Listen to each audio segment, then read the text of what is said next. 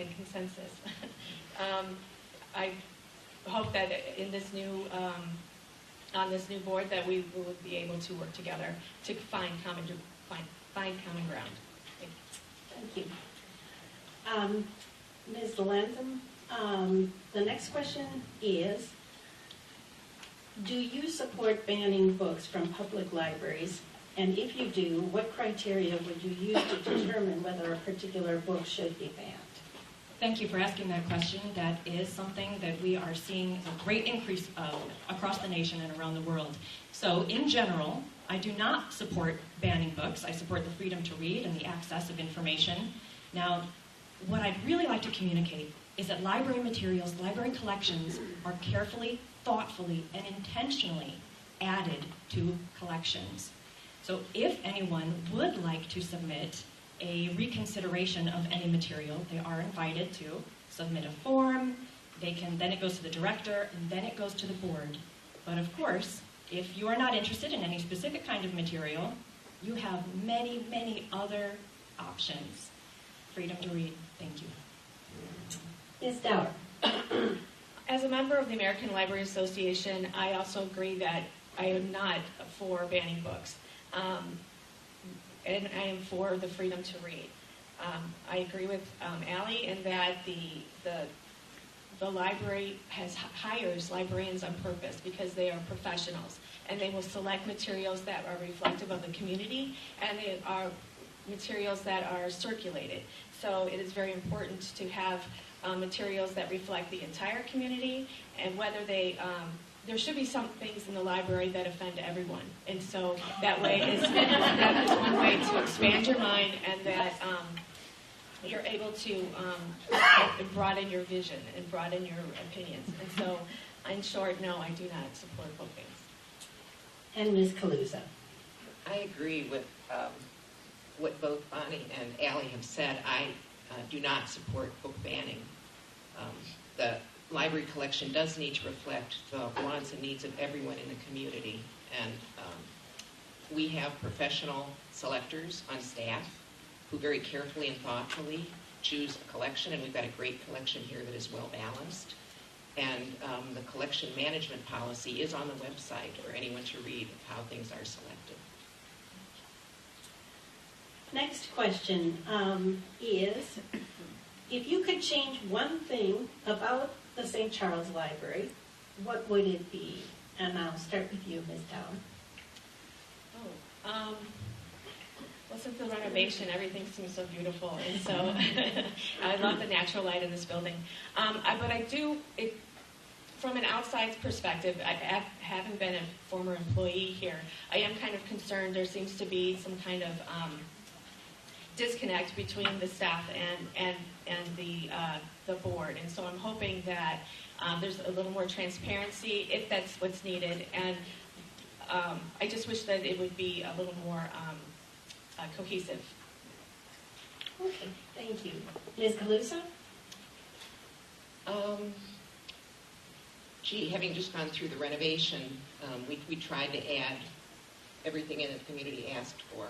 And we are about to start strategic planning to see if there are other things. I really would like the library to reflect the community wants and needs. All right, and Ms. Lantham? I have a two-part answer. The first part, I will support what Bonnie said. I would really love to see this constructive partnership between the brand new union and the brand new director. I would like to see that unfold in a very constructive way. Right now, contract negotiations are still unfolding. It's been over a year. So I would very much like to see that. And then the second part is a little more science fiction. If I could change one thing about the library, it would be, accessibility for all. Some people might not be able to come to the library in person. I'm so grateful for our virtual options. But what else? What else are we missing? What other accommodations can we make? I would love to have a magic wand for accessibility. All right. The next question. How will you support the library staff in light of the demonstrations that occurred during the COVID lockdown? And kind of as a counterpart to that, and doing a little bit of Monday morning quarterbacking, what would you have done differently and why? And I'll start with you, Ms. Kaluza. Okay. Definitely, we mishandled it originally. We were not prepared for the demonstration that occurred. We were expecting a demonstration outside the library, not inside the library, and so we weren't prepared. And with hindsight, we have put a lot of policies in place. It's really important to have a safe working environment for the staff. And that was our first priority, and that's the reason the library closed for a few weeks, so that we could get security in. I think we're better prepared now, and hopefully it won't happen again, but it did. Thank you. Ms. Lanthrop? Sure. Thank you for asking this question as well, and thank you for that thoughtful reflection on the existing board's response. It's hard to imagine what someone would have done in a situation that they were not immediately in. I would like to imagine that I would have provided security the moment the first death threat was received by library staff, and they received many. I'd like to believe that I would have shut the library down when that call came in. Unfortunately, it took several days for that initial closure to happen. Library staff also have access to the EAP, the Employee Assistance Plan. On top of that, I would have made counseling available, trauma counseling available, and I might still have it available because trauma has long-lasting effects. I hope that we don't find ourselves in a situation like that again, but I agree that we all have learned many valuable lessons. And Ms. Dower? I felt that the demonstrations were a reaction to policies of the library, which were appropriate at the time. And I think that maybe reviewing some restrictive policies on a more frequent basis might prevent people from feeling the need to demonstrate. And I agree with how it was handled, but I do think that by reviewing restrictive policies that maybe we can avoid future demonstration. Thank you. Ms. Lampton? The next question is,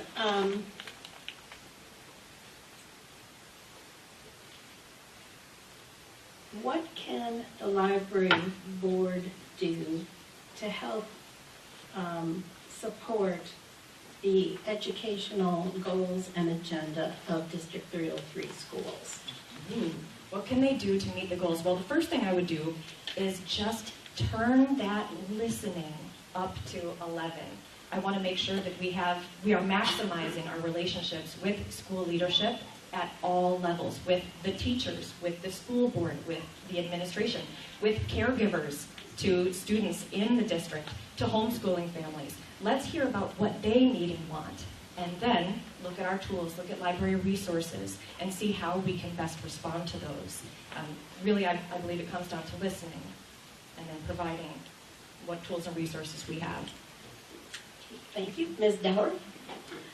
I agree with Allie that listening, having conversations with the district, with the individual schools in the district, needs and wants may change depending on which district, which school is doing what. I believe having resources but honestly, I think that our library is actually doing a pretty good job with its relationship with the district. But again, I'm sure that there's always an opportunity to learn more and to figure out a way for the library to find more resources and more opportunities to be a better partner. And you, Ms. Kaluza? We are partnering with D303 in a number of ways. Students run the coffee shop, the Daily Bean, and we also, as I mentioned, now offer library cards to all students in D303. It used to be, the entire school district is not in the library district. There's some overlap but not complete. So we changed that so that if a student is in D303, they can get a library card here. And obviously, as everyone said, continue to look for other opportunities to partner. Thank you. Well, that was quick. We have no more questions. So, Ms. Dower, and it just happened this way, you get to give your 1 minute closing statement. My please. minute closing, I'll make sure that my microphone works this time. Okay, great. Thank you again to the League for inviting us. Thank you for your attention. Thank you for attending today. These races are very important because they are putting the people on the board will be creating the policies that will govern the library. I have extensive experience working on several different boards. I'm currently a member of the Library Foundation Board. I'm on the Wayne Police Pension Board. I've been a board member of my church for 20 years, so I am very familiar with working with a board, and I know it takes a lot of listening, a lot of collaboration, and I hope that my experience and my dedication to the community will help me gain your vote in April. Thank you. Ms. Calusa. Thank you. I'd also like to, again, thank the League of Women Voters for holding this very important event, and I appreciate the opportunity to come speak. As with any position, there's a learning curve, and there was definitely a learning curve when I joined the board, but I'm already up to speed and continue to work effectively with the board members that are in place. I'm very active on the board. I currently serve as the Vice President and Secretary, and I'm on the Audit, Policy, and Collective Bargaining Committees. So I would appreciate the opportunity to continue the work that I'm already accomplishing. I appreciate your vote. Thank you. And Ms. Lampkin. Thank you again to the League of Women Voters and to the community for coming out. And as you may see when you look around, libraries are for books and for making things and for exploring tools and resources. They're community centers.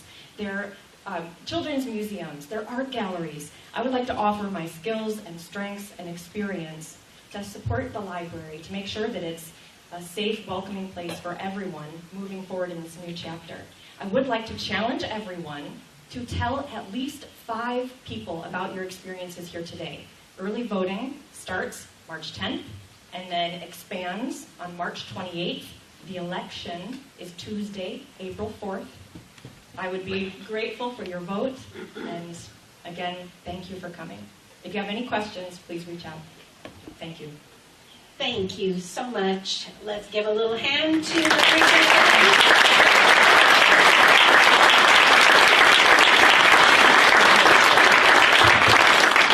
We will take a 5-minute break so that we can get the school board candidates up here, and we'll tackle them in about 6 minutes. 12:45.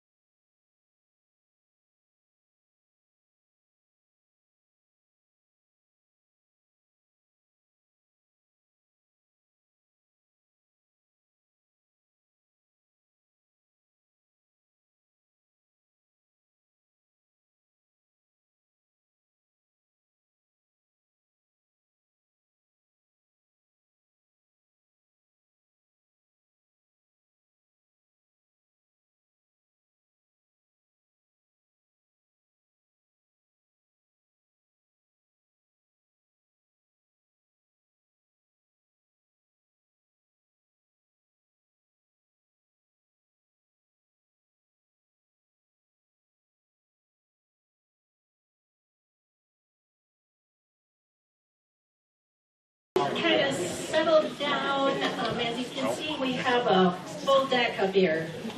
So we're going to need everybody's patience and to get through this in a orderly fashion.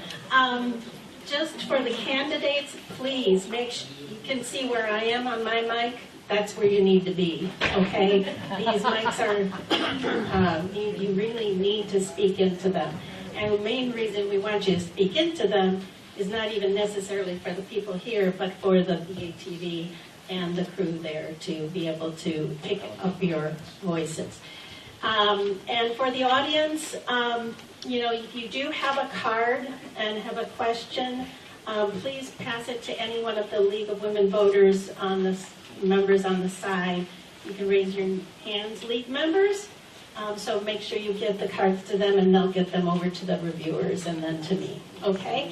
And as I said, remember that if you don't get your question asked, it's not that the question isn't bad or pertinent, but that, we've got only so much time and so many questions we can ask. Sorry to interrupt. I'm just going to say that we cannot have campaign material in this room.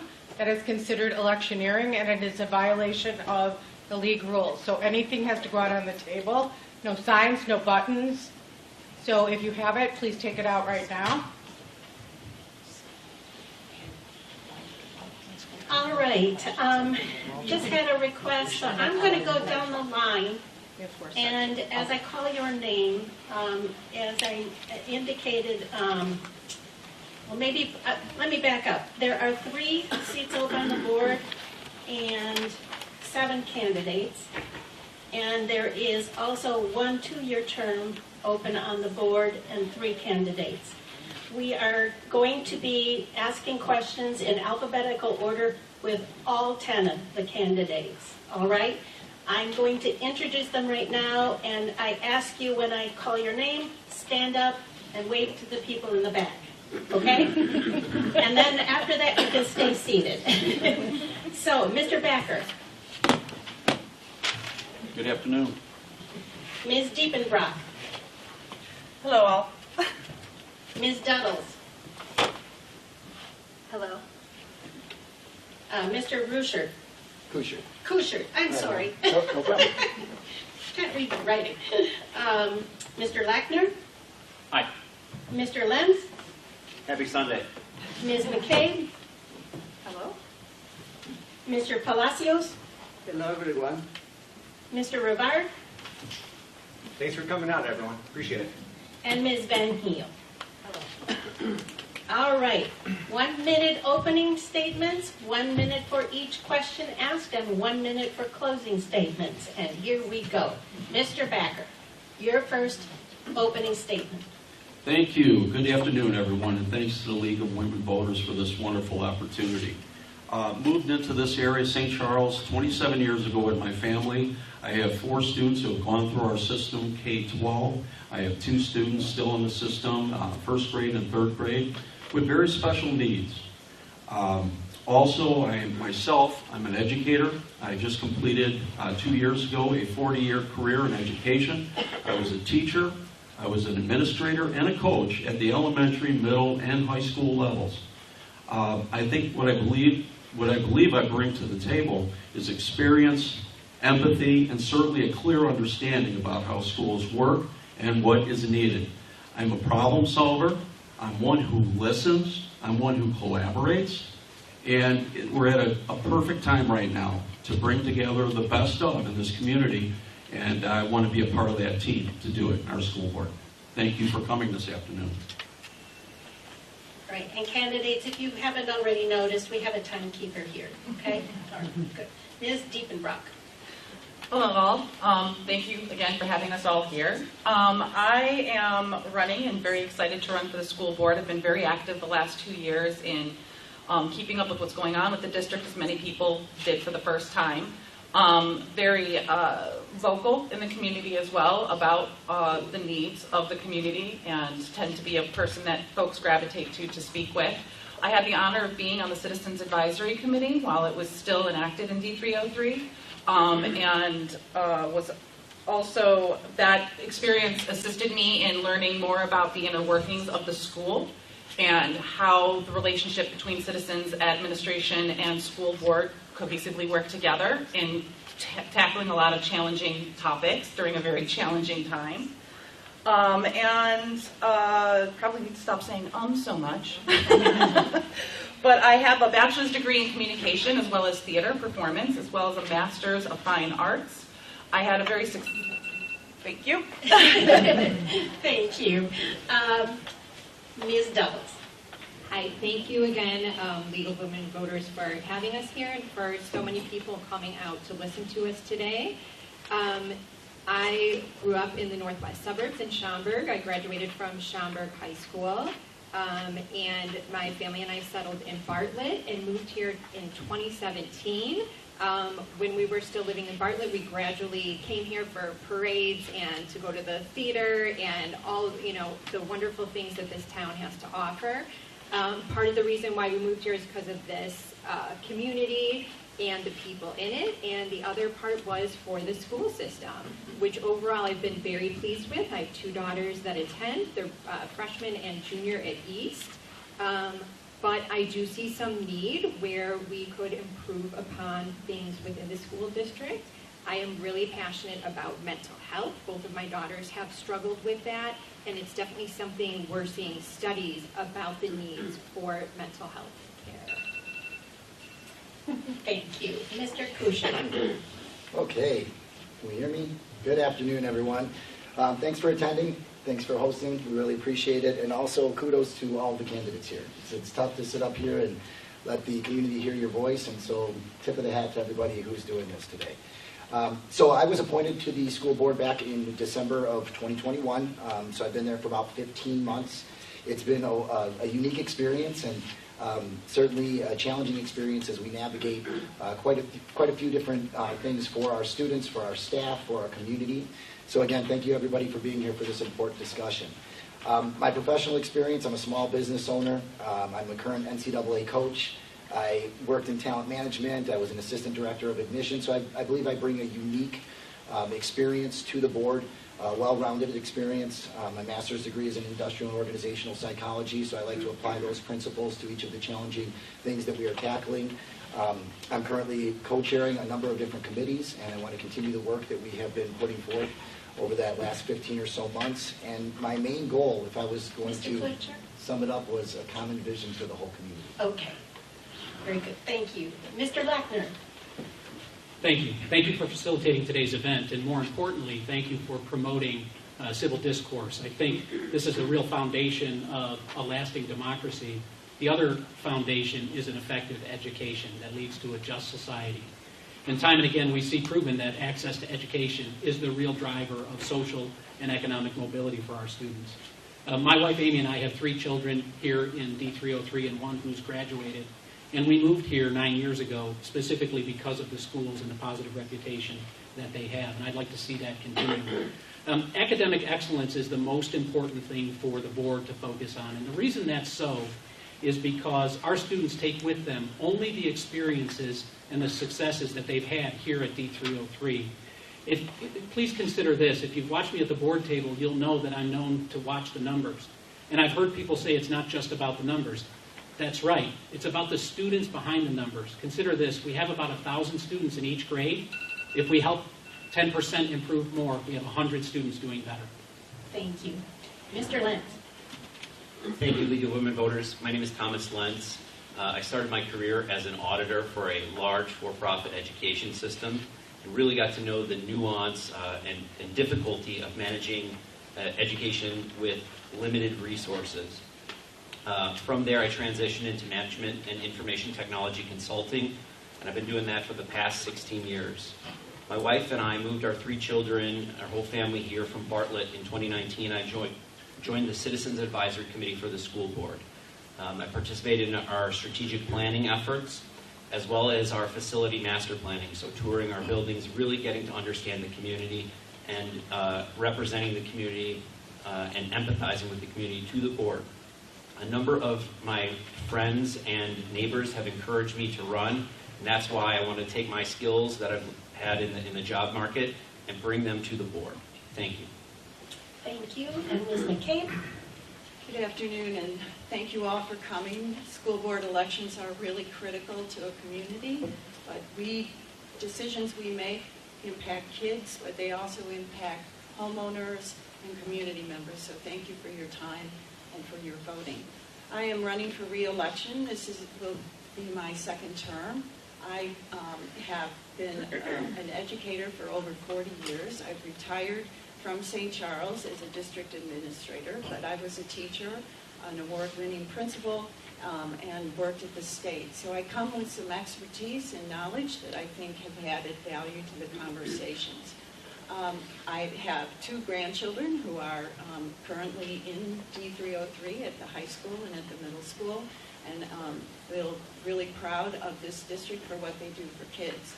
However, we have work to do. We have hired an outstanding superintendent, and I hope to be able to support his work with his team as we close gaps and we do what's right for all kids. Thank you. Mr. Palacios? Thank you for the League of Women Voters of Central Cook County, King County. You guys speak all into the of you. microphone. Thank you for the League of Women Voters and for all of you. You can tip it down. Oh, that is? That might, Or there. maybe, can you hear me? Yeah. Oh, sorry. Thank you for the League of Women Voters and also all of you for coming today. My name is Elias Palacios. I have a few reasons for running for the school board. I have 2 children, like other members, and one is going to the grammar school, the other is going to the middle school.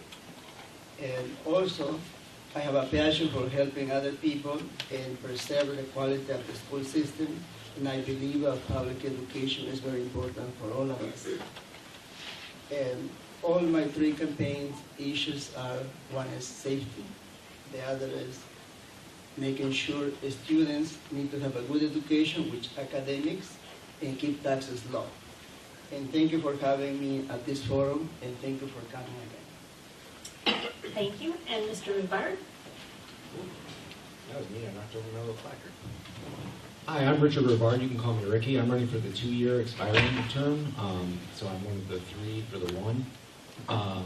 I've lived in St. Charles since I was 8 years old. I went to elementary school here, and then I went to Haynes, which is now where the school board meetings are. And then I went to St. Charles. It was just St. Charles. Now it's East. Excuse me. Now it's East. I then went on to college. I was a non-traditional student. I was one of the students in high school that fell through the cracks. It's one of the emphasis that I want to bring to the board. Is my unique experience as a student. I'm an advocate, an ally, and an educator. I teach political science at Elmhurst University. I have a master's degree in history. I have a bachelor's in political science and history. I understand the importance of an all-inclusive curriculum that represents everyone, regardless of race, background, sexual orientation, or gender. And I want to make sure that we protect all members of the community, and that's why I'm running. Thank you. And Ms. Vandy? Yes. Thank you very much, League of Women Voters and the community for being here. It is an important election. I've been a long-term resident of this district for 34 years. 3 of my children attended, happily married for 35 years, and 2 grandchildren. My professional experience started in the business community where I've been for the last 20 years. I then went on to get a Master's of Arts in Teaching from National Louis University. I've subbed in 5 districts, including St. Charles. Brought my master's back to St. Charles, became a social studies and science teacher in both Haynes and Thompson Middle Schools. I see that we need a core curriculum that gets back to basics. I think we need to have a secure discipline policy across the board to protect all of our children. And I do believe we need to get back to excellence in education. Thank you. All right, our first question. What are the strengths of the St. Charles School District, and what are its weaknesses? And I am going to start with Ms. Diepenbrock. Sure, thank you.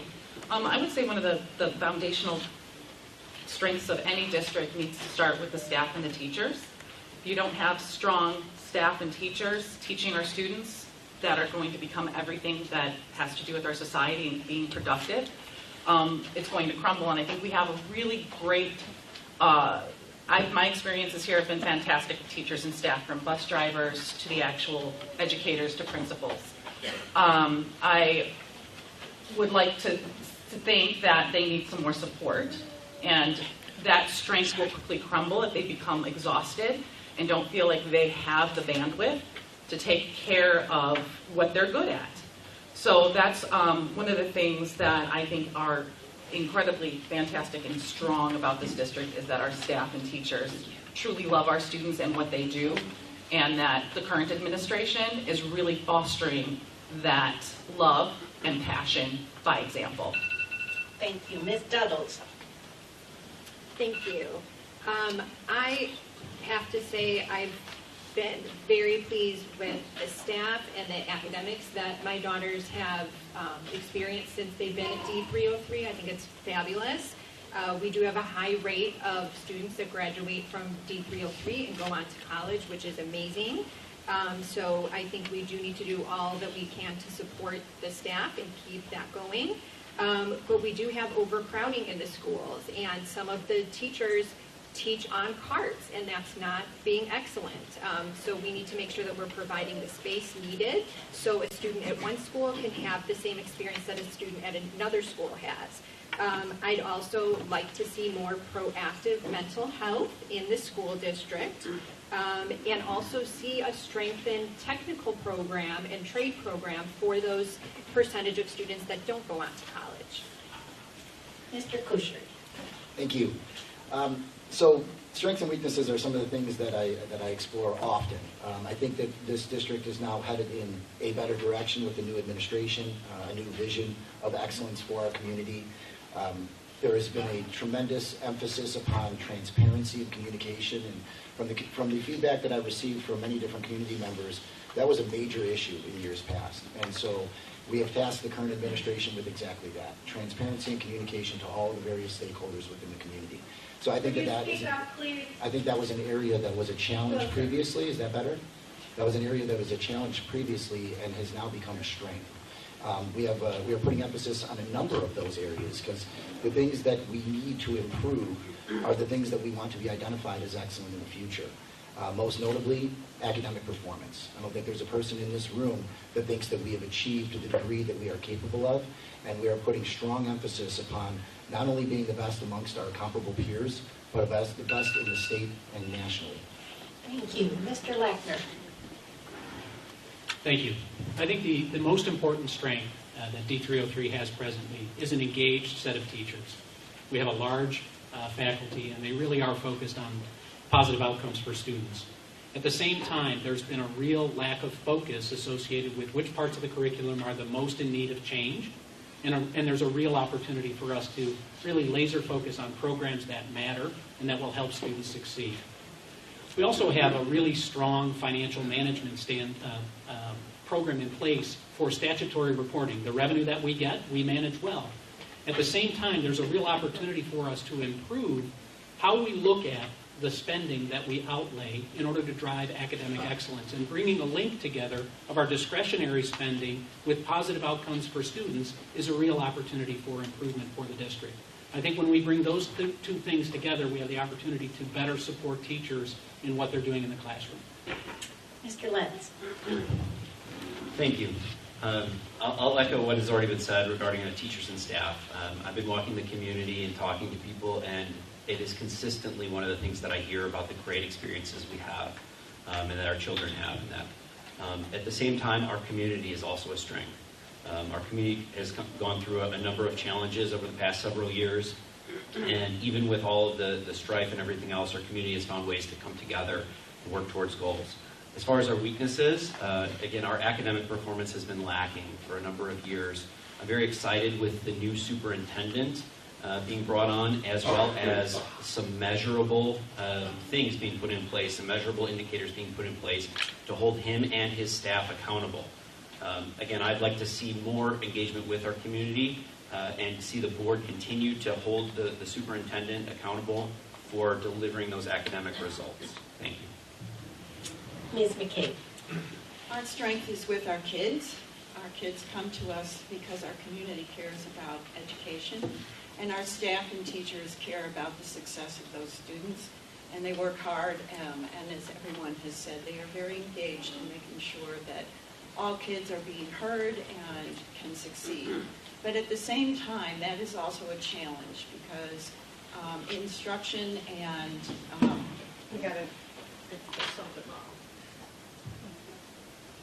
Okay. I can.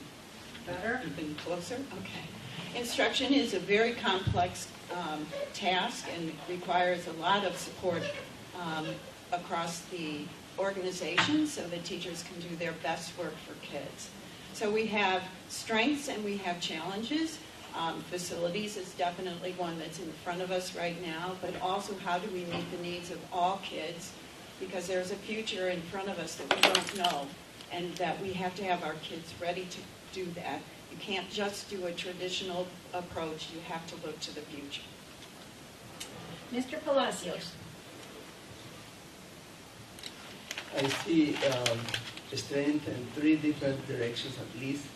One is students, and second will be, not in that order, but anyway, parents and the staff. All together, those are the strengths. It's like in a company. When you have a company, a corporation, the strength comes from all together, stakeholders. And also I got experience from my son, who is in middle school, and my daughter, who is in grammar school.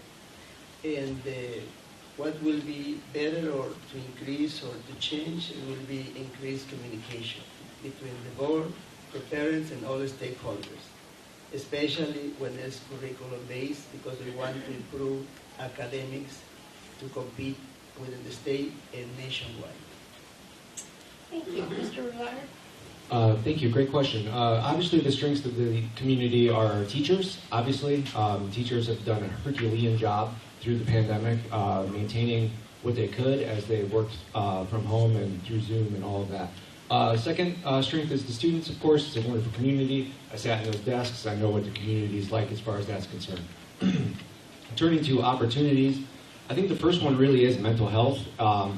You can have a great teacher and great students, but if your student is sitting there and they're anxious and they're worried, or they don't understand what they're feeling or going through, no matter how great the instruction is, it's not going to get home, right? So your numbers and your academic results aren't going to increase unless you involve a mindfulness, a whole student process, right? And that's just not math, that's just not reading, that's not just writing, it's the emotional well-being and the mindfulness of the students, right? The other opportunity, I know I have like 10 seconds left, is to increase in the electives, thank you. Thank you. And Ms. Van Heelen. I do think we have a wonderful community. It shows with this large room that's packed. And I do think it's in part because of the wonderful parents we have and the great students we have. I do think there are rooms for improvement, most definitely, and many of those named here, but I think most importantly, we have one shot at our children's academic achievement. And we do have to make sure that our children are achieving and meeting those state standards and goals with a basic foundation in math, science, and reading. It's until we get this right that I don't believe our children do have academic success. Thank you. And Mr. Beck. One of the greatest strengths in this community is the community, and it's the collaboration between our teaching staff and our students and our parents and our community agencies working together to meet the needs of all of our kids. And it comes through in our graduates. If you've had the opportunity, which I'm sure you have, to see graduates in our community where they work, where they've gone on to school, and that is the number one focus of what we're trying to accomplish, is having our students be contributing members. Given that, there are still always areas where you can improve. And one of the areas I'd like to see is a complete alignment in all the areas that were just discussed, an alignment of moving our facilities forward in a positive situation, meeting the needs of the whole child, and also our staff members' induction and mentoring so that we retain the quality staff members that everyone has talked about today. So aligning all of our programs to meet those needs. Thank you. All right, second question. Do you support Illinois legislation that would allow the St. Charles School Board to develop a student safety and protection plan that includes arming teachers, administrators, and other staff? And I'll start with you, Ms. Douglas. Absolutely not. That's it.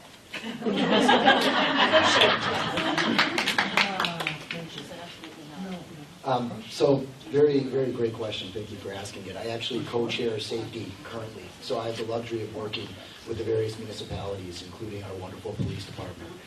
We actually have a wonderful strategy for the safety of our community, and most recently we're recognized as amongst the best in the country. So we have undergone a great deal of training for both our staff. We'll be rolling out some new initiatives moving forward to ensure the safety of our students, because all these other variables are certainly important, but if we're not safe in the classroom, if students aren't safe, if staff aren't safe, there is no learning occurring.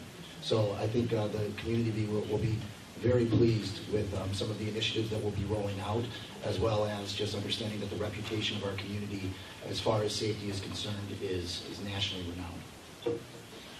Mr. Lackner. I think it's really important. I think it's really important that everyone recognize the power of collaboration between agencies. We have a very powerful and positive relationship with the St. Charles Police Department, and work closely with them to really harden the buildings and to ensure that we have control over who enters and exits the building. And I think the most critical thing for us to be thinking about in terms of student safety is that physical access challenge. Once we have that collaboration in place with the police department for student resource officers, and we have the plan that Mr. Kushert was talking about around safety in place, we can feel much more comfortable.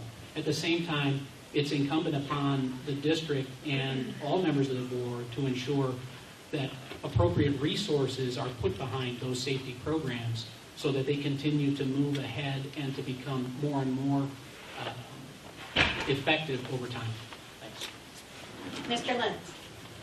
We live in Illinois. I don't know how real that legislation really is. I agree with Mr. Kushner and Mr. Lackner. Yet again, the buildings and ensuring the buildings that are safe, just like we treat a bank, just like we treat any high-value institution, these are our most precious possessions are in them, right? Our children. We have to treat it with the same reverence and not ignore any of the security concerns that we have, right? So continuing our relationship with St. Charles Police and all of our different metro areas, like, continue that effort. Thank you. Ms. McCabe. I'm against that legislation. I am for safety, however, and we have 5, I believe, jurisdictions that we work with, and we have a great relationship, as Mr. Kushert and Mr. Lackner have talked about. Safety is a major concern of the board and the community, but arming teachers is not the answer to that. There are far more, we want our kids to get out of the building and to be safe. We don't need teachers worrying about where their gun is or those kinds of issues. But I believe very strongly that we have a very safe school district, and that we are working with all of the police and fire departments to make it as safe as we can possibly do. Mr. Palacios. I am against the legislation also. And also, one of my campaign issues is keep all the students safe, work on reducing incidents of bullying behavior, and prevent mass shooting within the school premises. And when I say that, because I do have experience in mental health, substance use disorder, and forensic treatment, evaluation and assessment for many years. And what I base this is not only we need to keep and maintain the mental health of all the students, because not only I am in agreement with the police and any other agreement that the district has, but internally the students need to keep his mental health great. Thank you. Yeah, I promised myself I wouldn't swear, so I won't swear here. I am absolutely against any legislation that increases guns in society in any way, and especially in a school. That's the opposite of what needs to be done. The gun crisis, as everyone wants to say, is a mental health crisis. It's also a gun crisis. But like the mental health crisis is a problem. And so increasing and investing in mental health services for students while in school is paramount in breaking the adult mental health crisis that this society also faces. Last thing, when I went to school, it wasn't like a prison. It's not a bank. It's not a prison. You shouldn't have to scan in to go to school, right? You should be able to sneak out and go watch Price is Right and eat lunch sometimes. They don't get to do that anymore, and that's a shame. So let's turn them back into schools and less like prisons or banks. They're not possessions, they're people. Thank you. Ms. Van Heel. I would too disagree that I don't approve that legislation only because we would expect our teachers who are skilled and trained to be educators to be prepared and trained to be our St. Charles Police Department, two of which they've stated we have a wonderful relationship with. I do believe, as Tom mentioned, that these are institutions that get protected, so too should our children be our greatest gifts. I also believe that a discipline policy is also necessary to have in place so each of our children can feel confident that the school has their back and that they feel safe not only in their classroom but going to and from school. Thank you. Mr. Backer. I've been in situations when schools have been challenged in that way through safety breakdowns and problems that have occurred, and the look on students' faces is just something I'll never forget. One of the things that we need to learn is that students have to have ownership of this. They have to be taught from an early age that they need to report if they hear anything, if they see anything that's bothering them. That's of critical importance. You know, we can have all the guidelines and we can have all the safety measures we want, but it's the students who have to have ownership with that. And it's really critically important. When I was an administrator and a teacher in this district, we continually had the right kind of drills that were in place. We had the right type of security measures, but it's the talk with the students and their talk back to us that is critically important in this particular case. And I would stress that in any policy that the school board would present. And Ms. Diepenbrock, you're the last with this question. All right, thank you. Yeah, I would also be very much against that sort of legislation. Teachers already have enough on their plate. They don't also need to be security for our students. They're already wiping noses, getting their hands washed, and teaching them how to be future leaders. I'm surprised to hear some of the current board members here at the table say that they might support something like that and that they have a strong collaboration with the police departments, since they don't trust the police department with regards to initiatives like Handle with Care, where it's simply about letting the school know that students need to be handled with care if they experience a traumatic event. So I don't know how we can trust teachers or say that we trust our current police forces and also currently support or don't support or question other initiatives that are there to protect kids' safety mentally and emotionally. We do currently have things in place for the safety of our children. The current public may not know that extensively because that would defeat the purpose. And it's good to hear from current board members that they are still working forward to improve those even further. Thank you.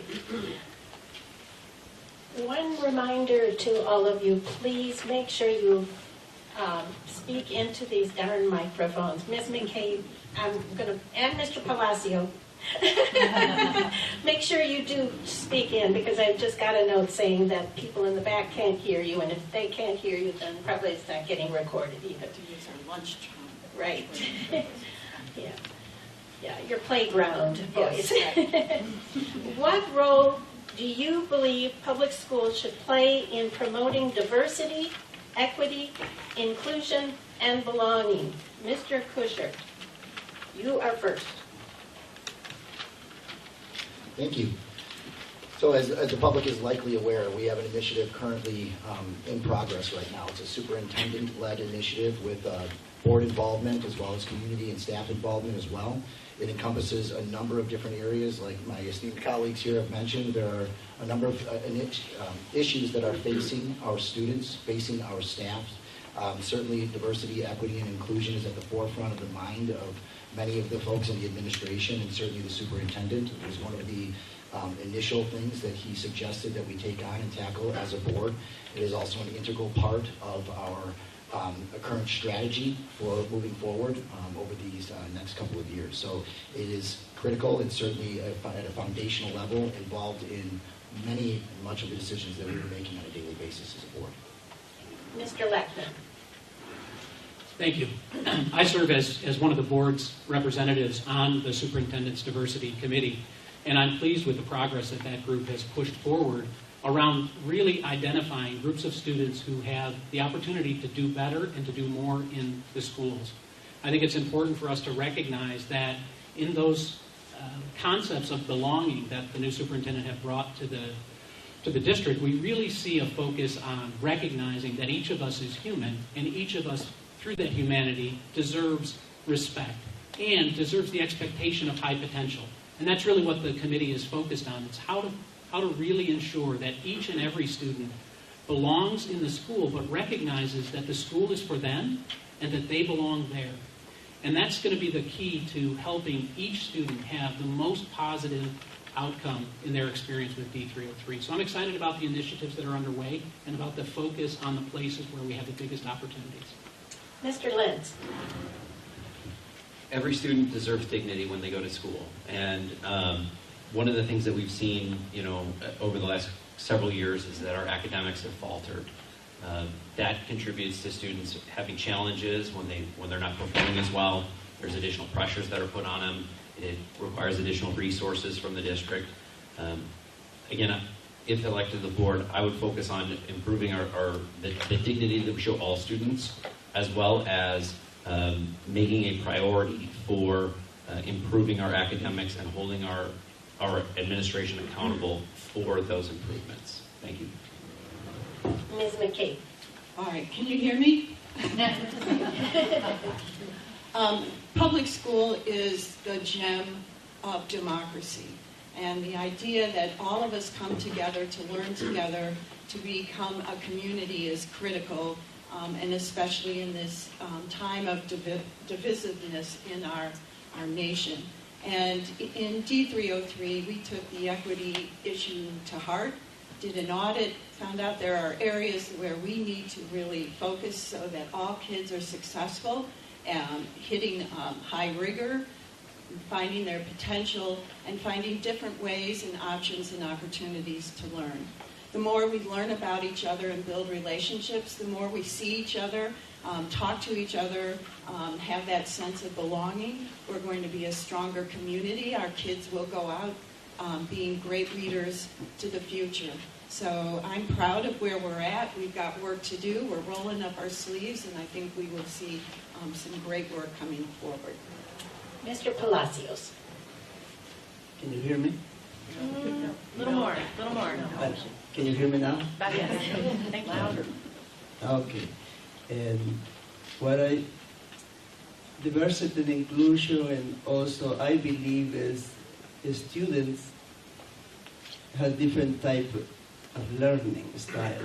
Also teachers, they also teaching styles.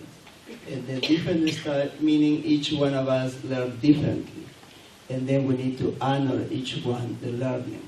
Like in the past, we put on the pedestal the IQ, and then we change or at least adapt to the emotional intelligence, because we wanted to have a broader human being, and especially for learning, academic and learning what is supposed to learn at the school. Thank you. Thank you for this question. I really hope to answer it for the first time. So we talked about belonging. And belonging is more than just academic results. That's test scores. Belonging is seeing yourself in your curriculum, seeing yourself in the stories that are taught through elementary through K through 12, right? It's seeing you in the art, the music programs. It's that reflection, accepting. It's not accepting of fitting in. Belonging is an actual sense of being part of the community. So reflecting that in their curriculum, having a sex ed program that mentions that other non-traditional ways of living exist. I'm sorry, my hand's starting to shake. I'm getting fired up. It's very, very important. I know folks. I've talked to folks who have gone through those programs and felt like they didn't belong, or they were wrong, or they were broken because it wasn't reflected to them in the curriculum. Thank you. Ms. Van Heek. I've had the wonderful privilege, of canvassing over 1,000 homes now and getting out to meet my community because I did want to reintroduce myself into the community. And the pressing issues with those parents and citizens are, what are we going to do to achieve academic success with our children?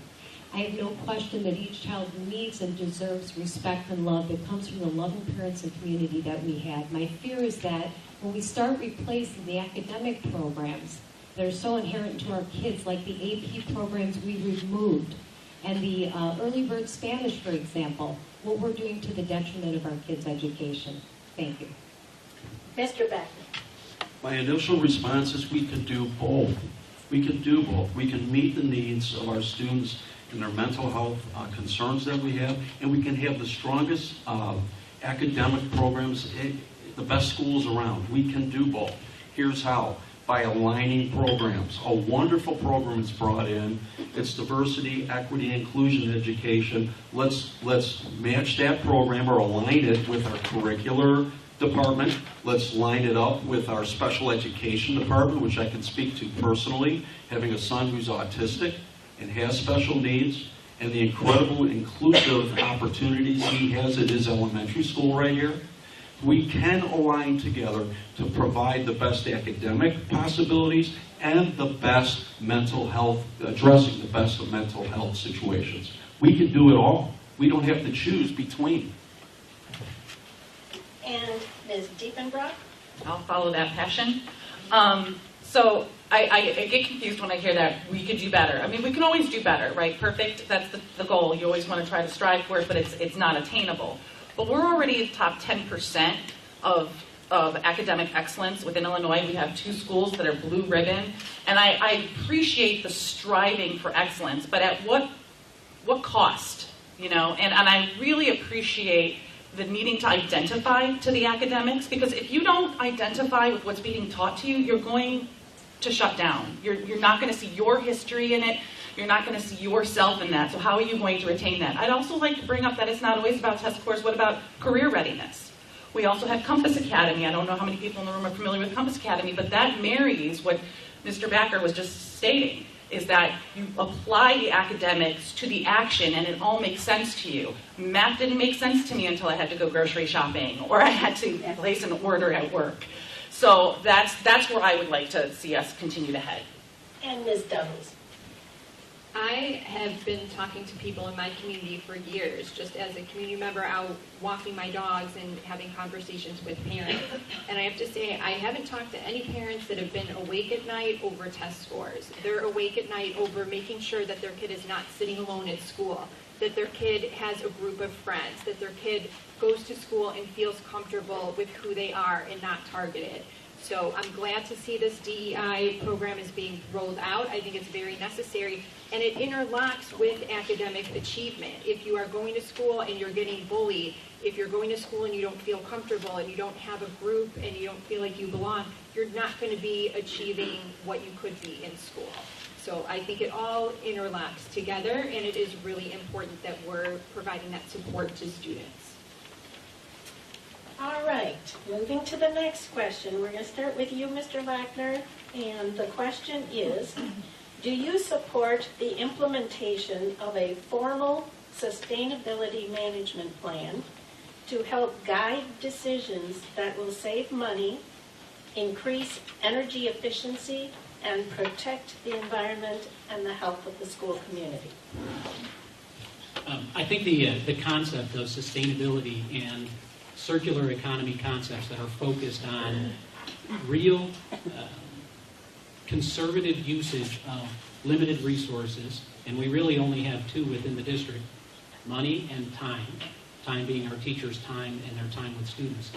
And I would support any of those kinds of incentives and initiatives that are focused on better managing the district's consumption of those resources of money and time. We don't have the luxury of either in infinite supply. And so we have to make hard trade-offs all the time at the board table about where those resources are deployed. I appreciate the notion that we can always do better. I reject the notion that we can always do more.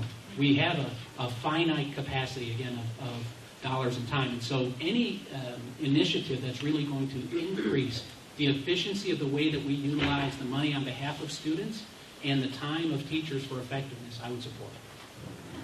Mr. Lentz? I would echo the sentiments of Mr. Lackner regarding our incentives around managing time and our money. We have a number of buildings that have operational challenges, right? We're not ADA compliant across the district.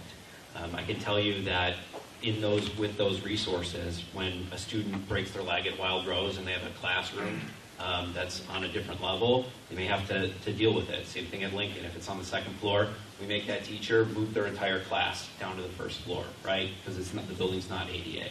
So again, I would support any operational or economic thing that we can do to improve our operations and not impact our teachers and our students. Thank you. Ms. McKay? Having worked in a number of districts with buildings that were built 100 years ago or in the 70s, often buildings are built based on an educational philosophy, which in about 10 or 15 years is no longer necessary. And we do have some buildings where rooms have been added or changed. We are not ADA compliant. We have a lot of facility work to do in front of us. And having a formal process is what the board is currently doing. I would encourage anyone who is interested in this topic to listen in. We are looking at the capacity, we are looking at the efficiency, we're looking at what we need for the future.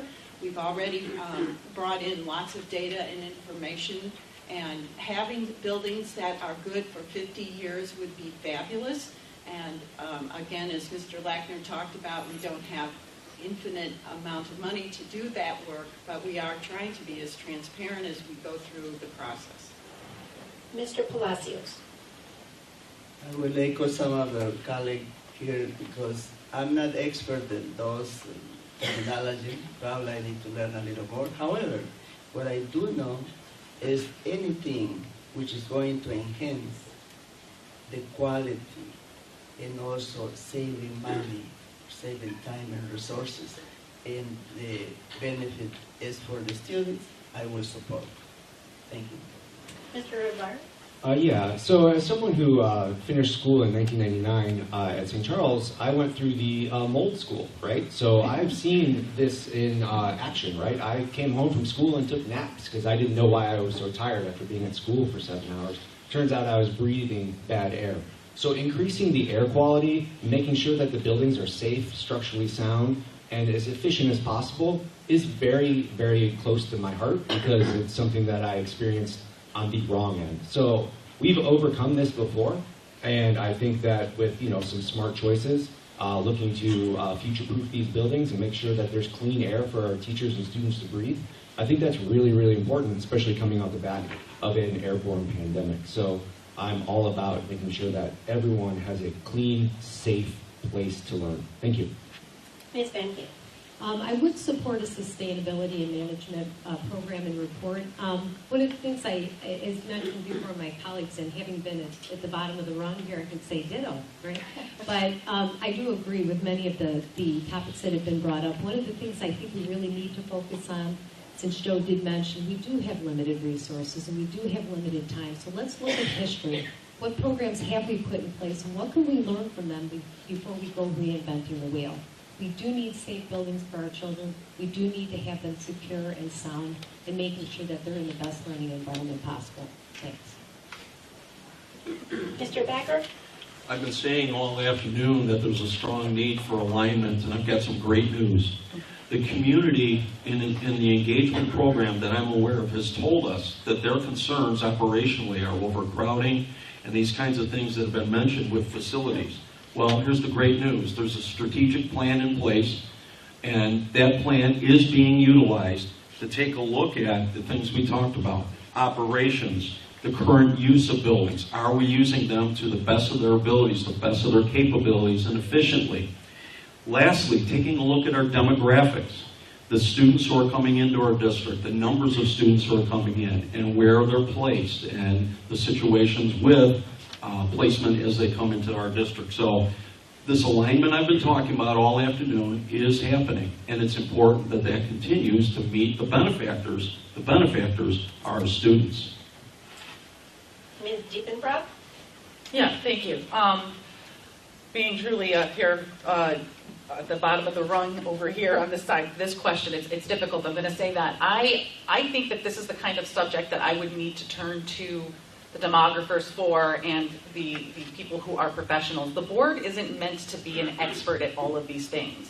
The key thing for a board member is to be open to listening and not think that you have all of the answers and that you can be an expert at X, Y, Z, LMNOP. So I would like to think that I'm the kind of person that listens, I research, and I educate myself extensively on any subject so that I can make the best decision with regards to these things. Especially being that I haven't actually been a teacher, although albeit I did it in college, not the same sort of audience.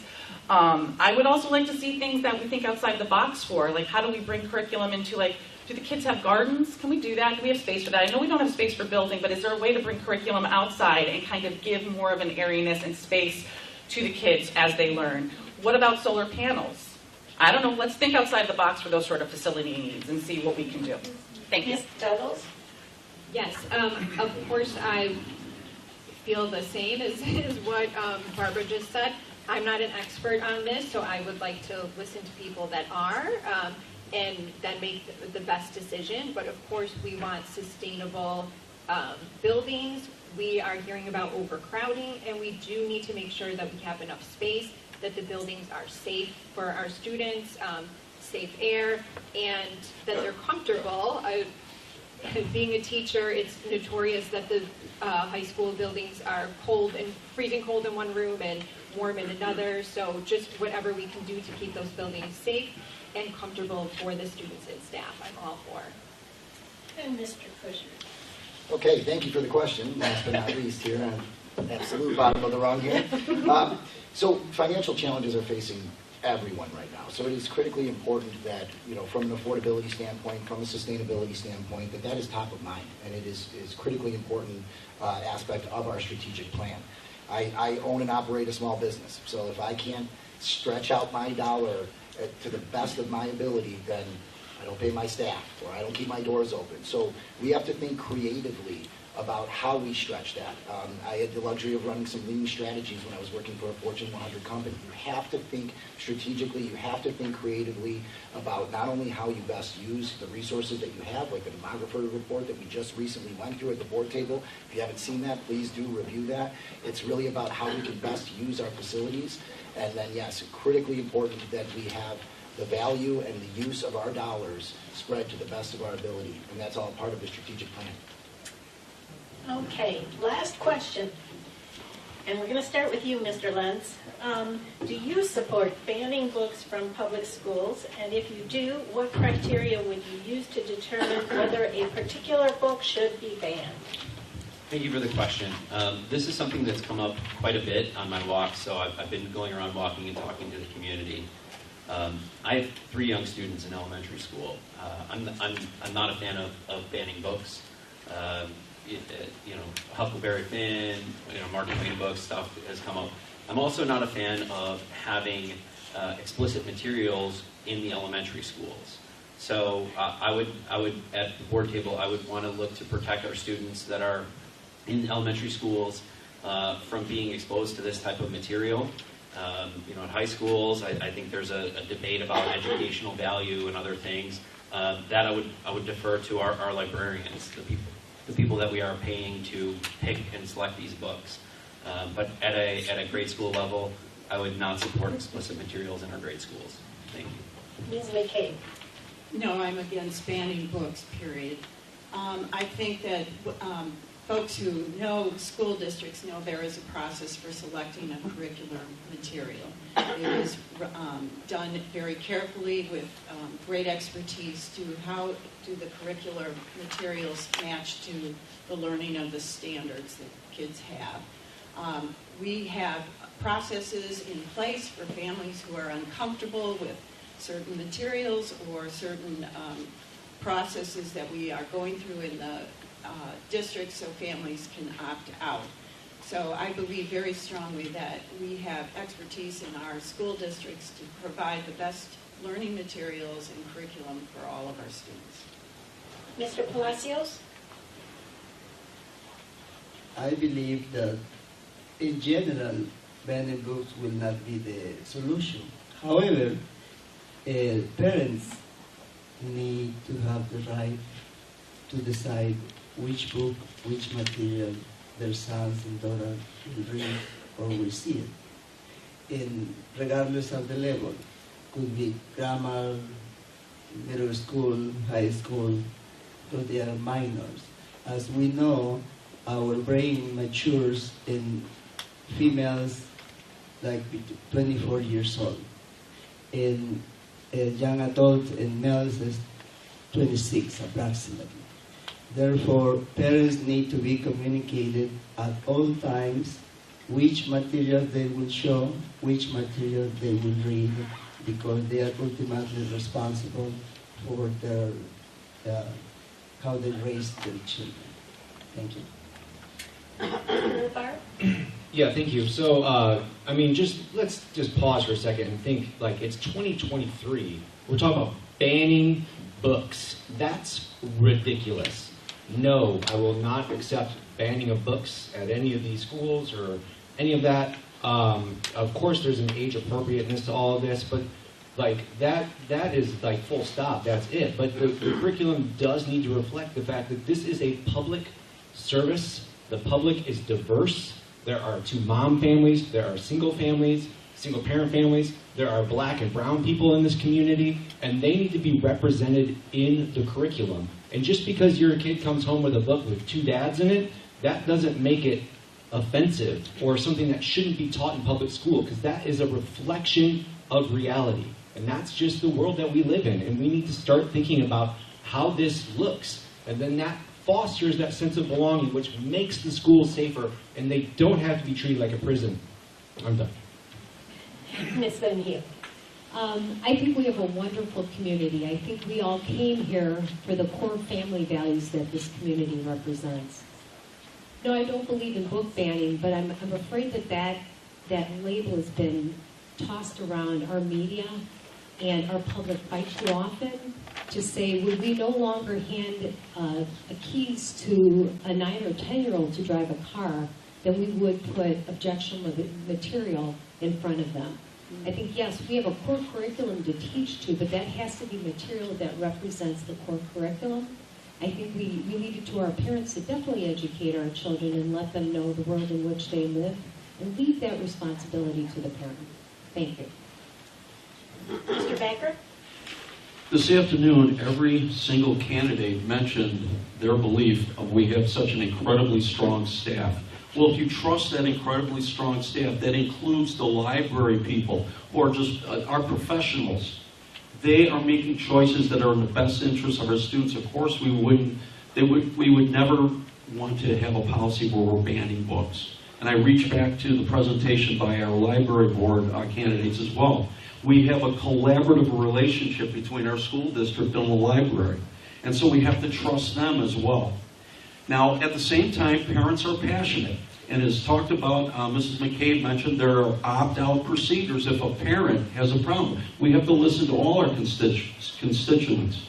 If there's an opt-out opportunity, they can take advantage of that. But in an overall general sense, we have to trust our educators that we all believe in, and we've mentioned that today, and the associations we have with our community as well, and the library board candidates talk about the same thing. Thank you. Ms. Diefenbrock? Yeah, sure, thanks. Yeah, I don't believe in banning books. I think that something that's getting a little convoluted here is that there's a difference between having a book that you must read in class for curriculum and books that are available for you to seek out to read, right?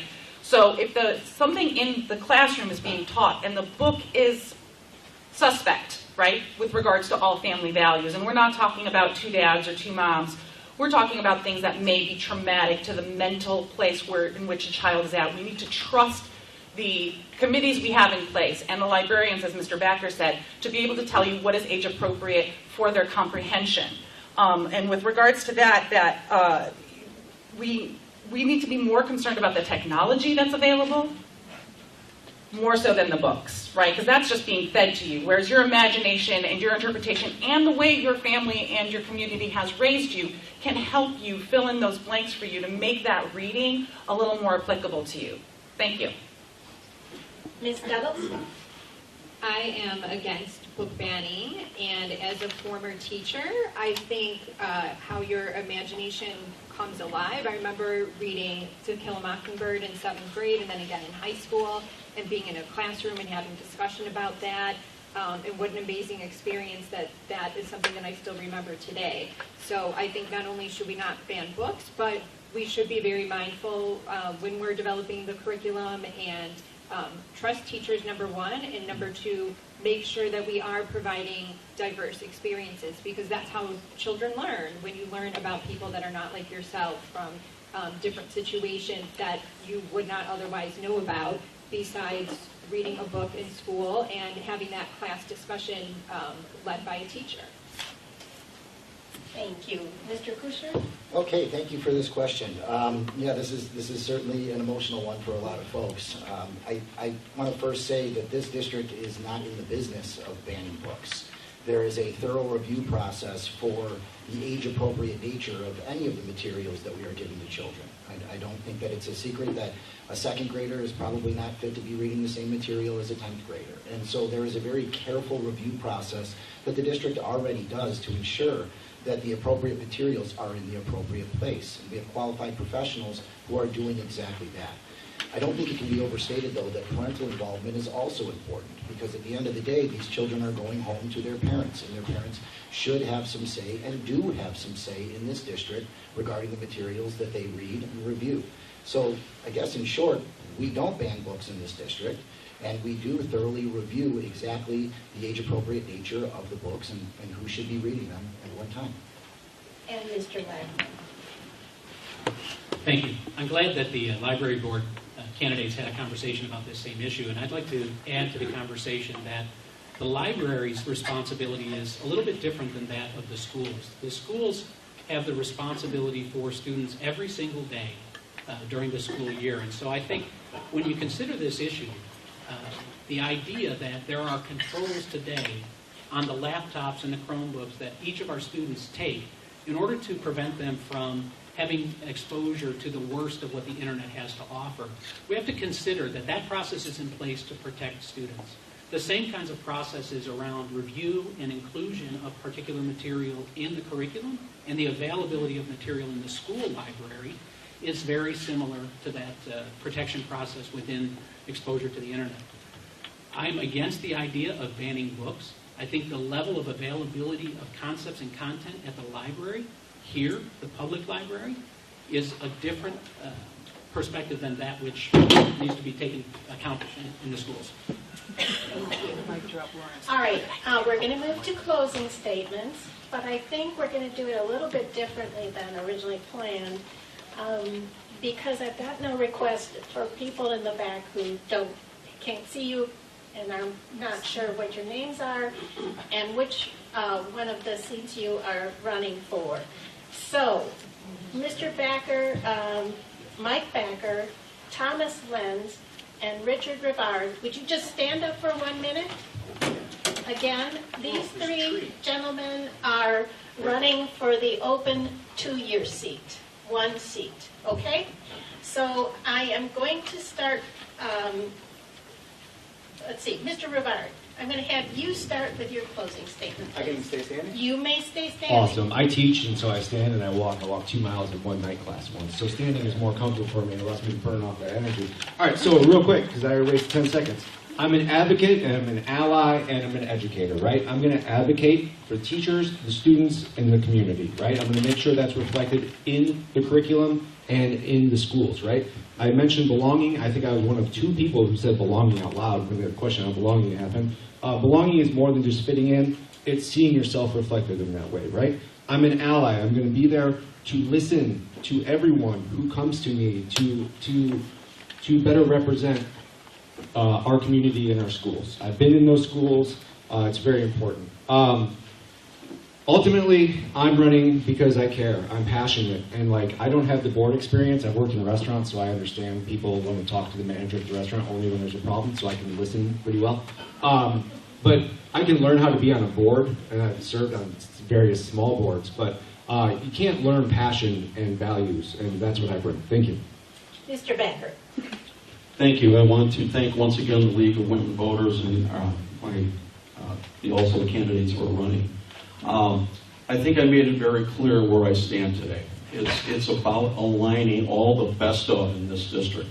I bring to the table the experience of a parent, an educator, and a community member, and what is critically important here is that we have this collaboration in our community where you all feel like you're engaged, you all feel like you have a voice. At the same time, then we take that information, we strategically put it together to meet the best needs of our kids with a wonderful staff and the best students that are the best students around. And putting that alignment together is critically important going forward. I am very passionate about being here today, and I thank you for your time to take moments to listen. And Mr. Lenz. Thank you very much, League of Women Voters, for the opportunity in the community to address you all. I'm a parent in our district. I moved here to be a part of this community and to represent this community. I've spent some time working with the board already as part of the Citizens Advisory Committee, spent time working on our strategic plan as well as our facility master plan.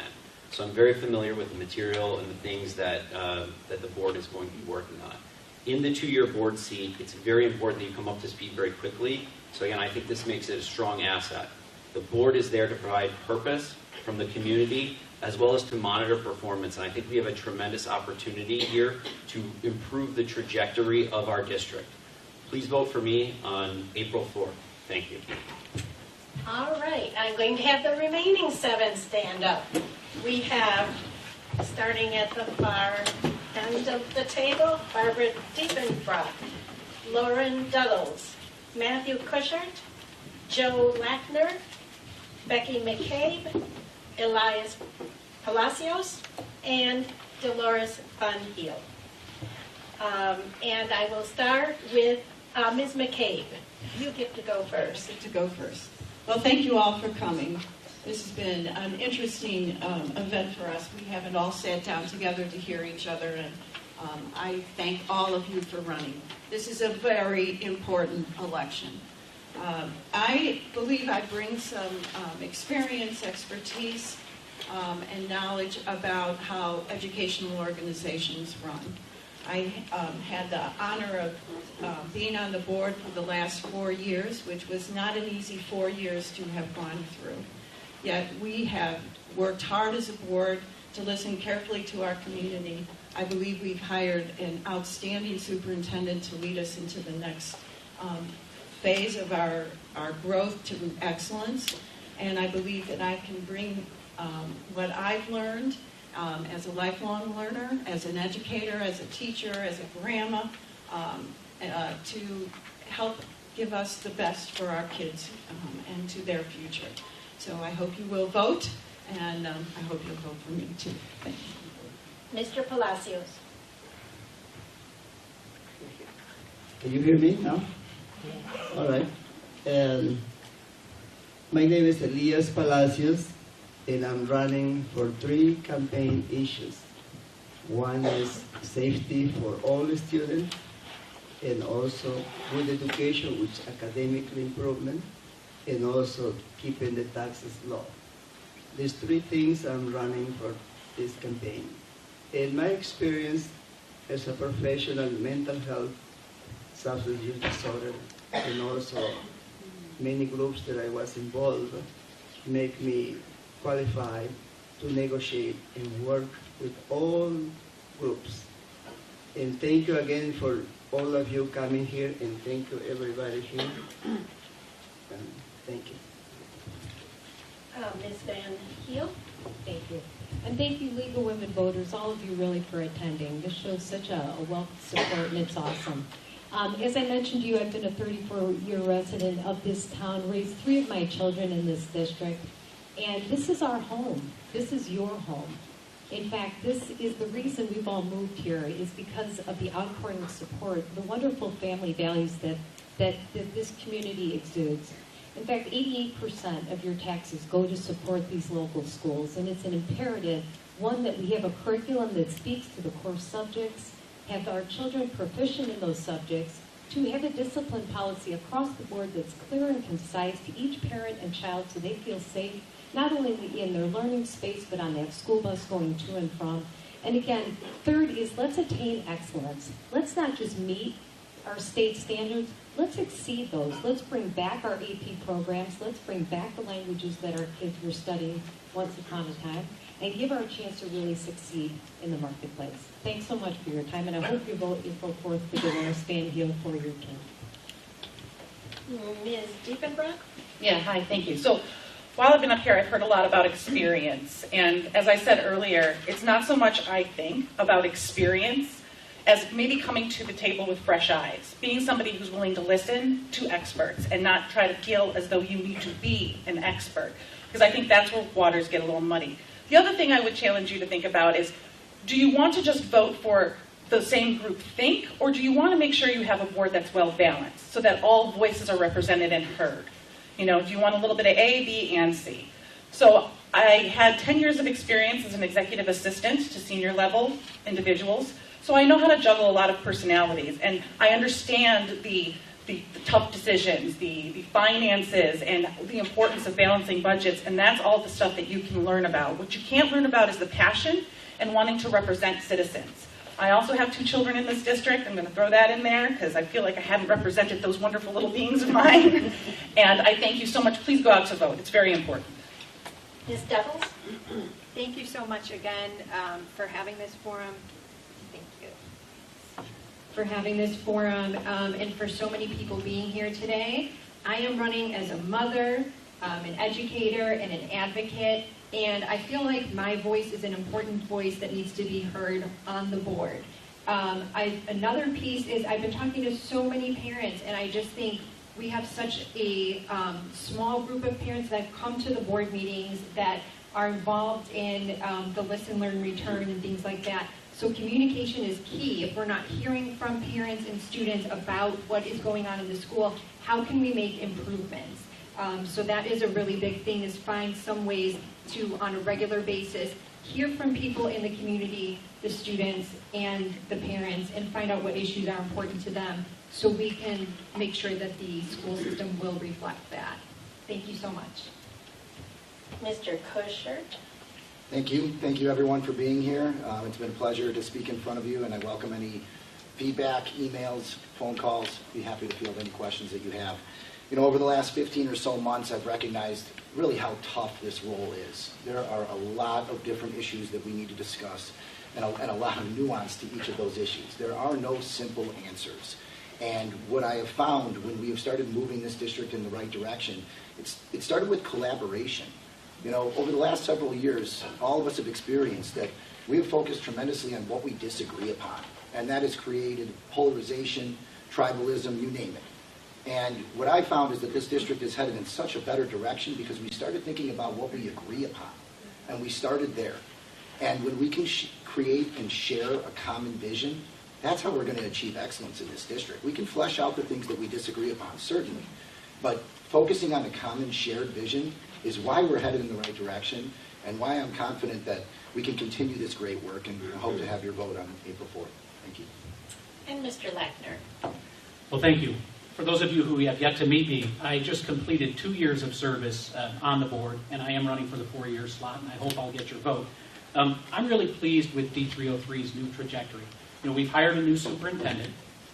We've changed the way that we're looking at facility usage. We're looking at new ways of managing the budget. We have really adopted a tone of civility and civil discourse at the board table, and that's really helped us move forward faster and better. You know, my family and I have a deep philosophical belief in the positive power of education. My mother was a teacher, my wife is a teacher. They inspired me to volunteer to serve on the board. You know, when I was growing up, my father, when he would come home from his third shift factory job, would tell me every morning, go to school, Learn to use your brain, because then you will have the option to choose how you want to live your life. That advice has stuck with me and inspired me throughout this journey. And I think that's the least that we can offer our community. Thank you. So these 7 are running for 3 4-year terms. I have you all stand up and let's give them a big hand.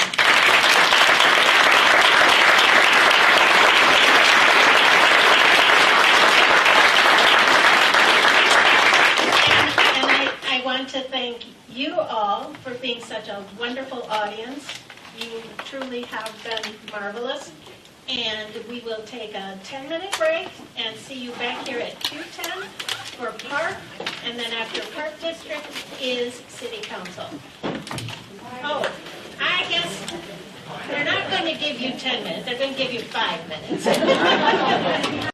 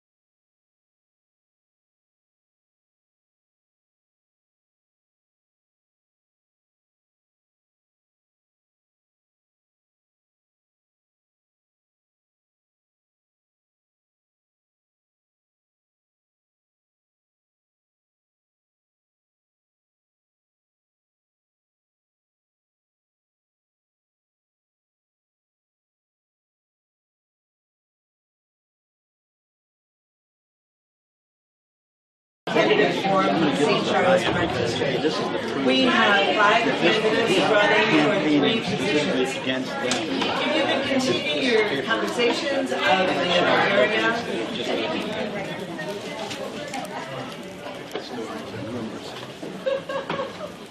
Thank you. As I was saying, we have 5 candidates for the St. Charles Park Board that for 3 open positions. I've asked the candidates to stand and to hold their name cards so you can associate name, face, and voice when they sit down to answer their questions. We'll do 1-minute opening statements, 1 minute for the answering of questions, and 1 minute closing statements. So candidate Ruby, give your 1-minute opening statement. Hi, thank you to the League of Women's Voters for putting this forum together. My name is Taylor Berube, and I'm a mom of almost 2 little ones, due in April. And I'm a behavior analyst, and I own my own business, Family Behavior Learning. My husband and I moved here in the summer of 2020. We decided to move to St. Charles because of the school districts and the community involvement. Through my son, I have participated in a bunch of events around town and enjoyed all of them. A little bit of background about myself and why I want to run is I grew up in Bloomingdale, Illinois. My mom served on their park district board for 22 years. I grew up watching her make a big difference in their community, and I want to do the same here in St. Charles. I want to take my passion for park district programs that I participated in, as well as the ones that I'm participating in with my own children, and put it to good use on the park district board. Thank you for this time and opportunity. Thank you. Candidate Cook, your 1-minute opening statement. My name is... And I don't hear it. My name is Jim Cook. I'm a lifelong resident of St. Charles. I've grown up here. I've gone to schools here. I've done the whole thing. I still work here. I'm an attorney in town. And I've been on the park board for a few years.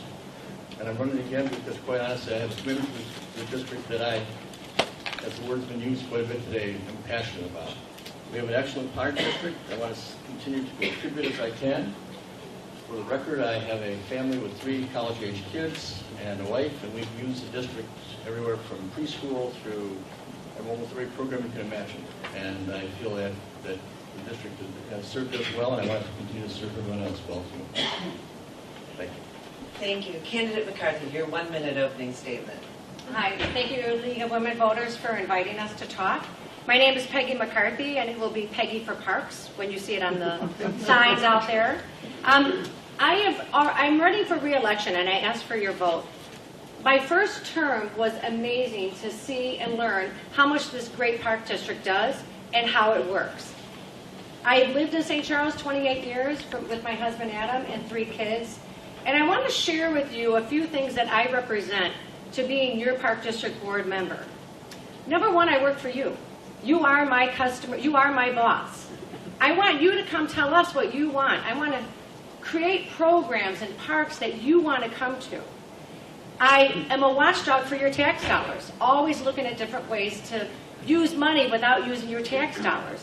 The OSLED grant that we just got awarded is one of those. I will continue to add inclusive and enriching programs. I want the park district for all ages and all abilities. Thank you. Thank you. Candidate Rogers, your 1-minute opening statement. Hi, everyone. I really appreciate the chance to be here. It's an honor. My name's... Can you hold it closer, please? My name is Matt Rogers. I live in St. Charles with my wife and 2 kids. We live on the west side by Davis Elementary. A little bit about myself. I'm a prosecutor for the state's attorney's office. It's a big part of who I am. I just won an award for prosecuting the most felony jury trials in all of Kane County in 2022. So I'm proud of that. I think it's relevant because you got to have ideas, you got to be innovative, but you got to show up and do the work. That applies to all of this, not just the park district. And I will show up and do the work. Why I want to do this, I'm a father of 2 young kids. When I'm not working, we're doing park district stuff. We were at Mount St. Mary's Park this morning, Potawatomi during the summer, Otter Cove, Hickory Knolls. I think I'm in a good position to know the park district, know what works and what doesn't work, and get the right feedback from other people who are park district users. So I appreciate your time. Thank you. Candidate Thompson, your 1-minute opening statement. Good afternoon. I want to thank the League of Women Voters as well as everybody else did. I'm a 37-year resident in town. I've been on the board for several terms. I look forward to the opportunity to continue. I find the position very rewarding and fulfilling. I've served in multiple board positions. I'm currently the vice president. It's an expectation of this board that we participate in other ways within the community. I'm also the representative to the Fox Valley Special Rec Association and currently chairman of that board. I've been on that for 24 years. That's one where we obviously meet the needs of special needs recreational participants. Additionally, I represent the board on the Intergovernmental Committee, which involves all the local agencies, school district, etc. I've served on the Norris Rec Board as well as the Campton Fields Board. I'm a retired teacher of 37 years. I was a tech teacher. I have a bachelor's degree in technology and a master's in instructional technology. I've been a coach for 40 years. I've used every imaginable activity within the park district. Thank you. Can you all be seated, please?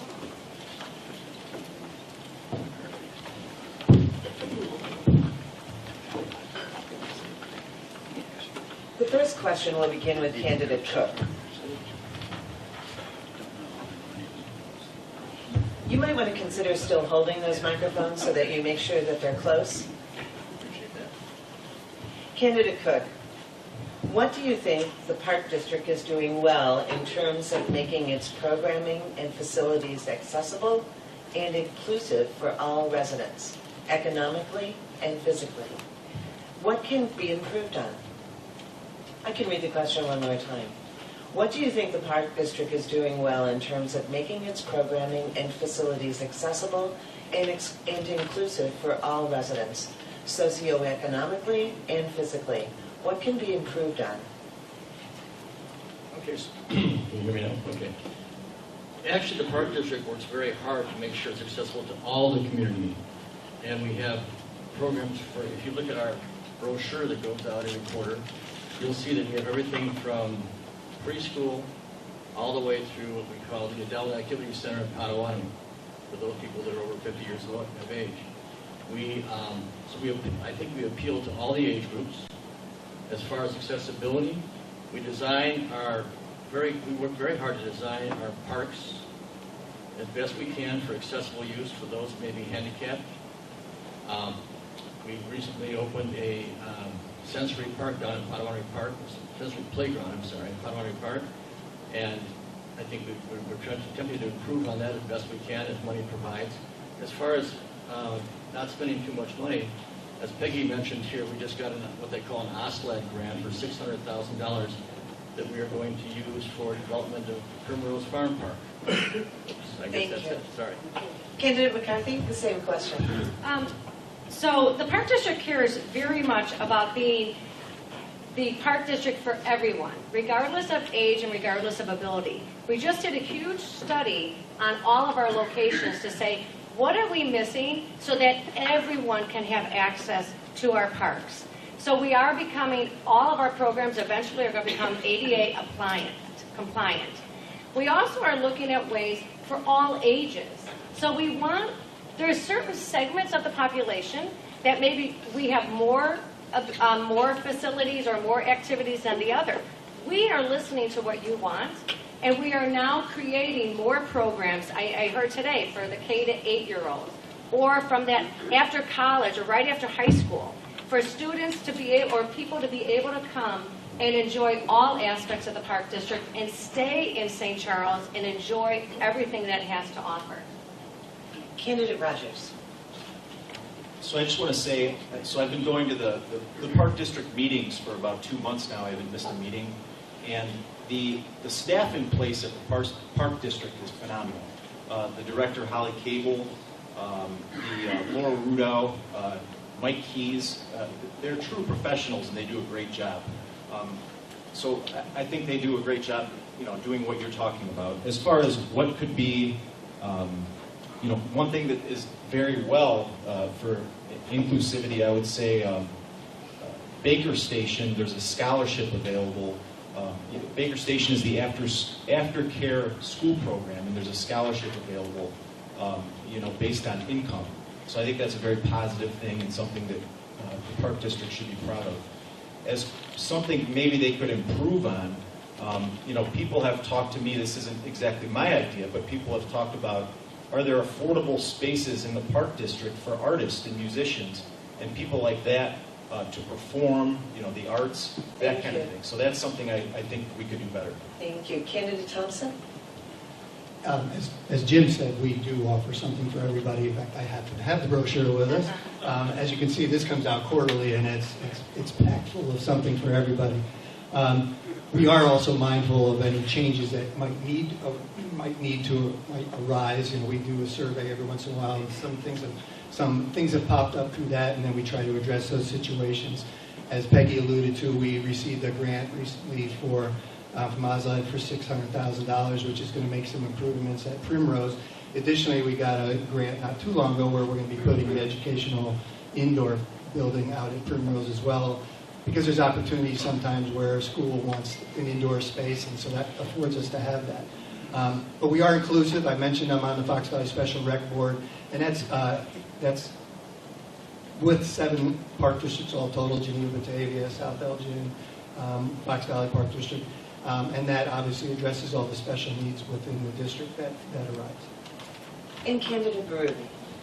Thank you. I think that the Park District does a great job of offering activities and facilities for all different ages. But things that we might want to look at to improve is lowering costs, offering some various free programming throughout the week and weekends. And also making everything accessible for all ages, not just ADA compliant. I don't know how many have had kids or grandkids taken to a park. My kid loves to eat some wood chips. So, trying to improve upon those things as well. Thank you. Thank you. The next question will begin with Candidate McCarthy. And the question from the audience is, how will you ensure equal access based on the costs associated with programs for those who cannot afford those resources? Well, I think it's a great question because the Park District is for everyone. What the Park District offers is a grant to every single family of $750 if you cannot afford classes or any programs for your family. To me, this is huge, and it's something that is not well known.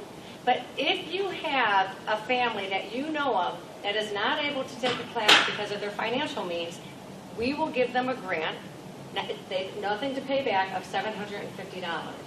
So I do feel if there's any other opportunities, we are willing to hear from you, but that's an area that I think needs to be stressed a little bit more. We are here for everybody.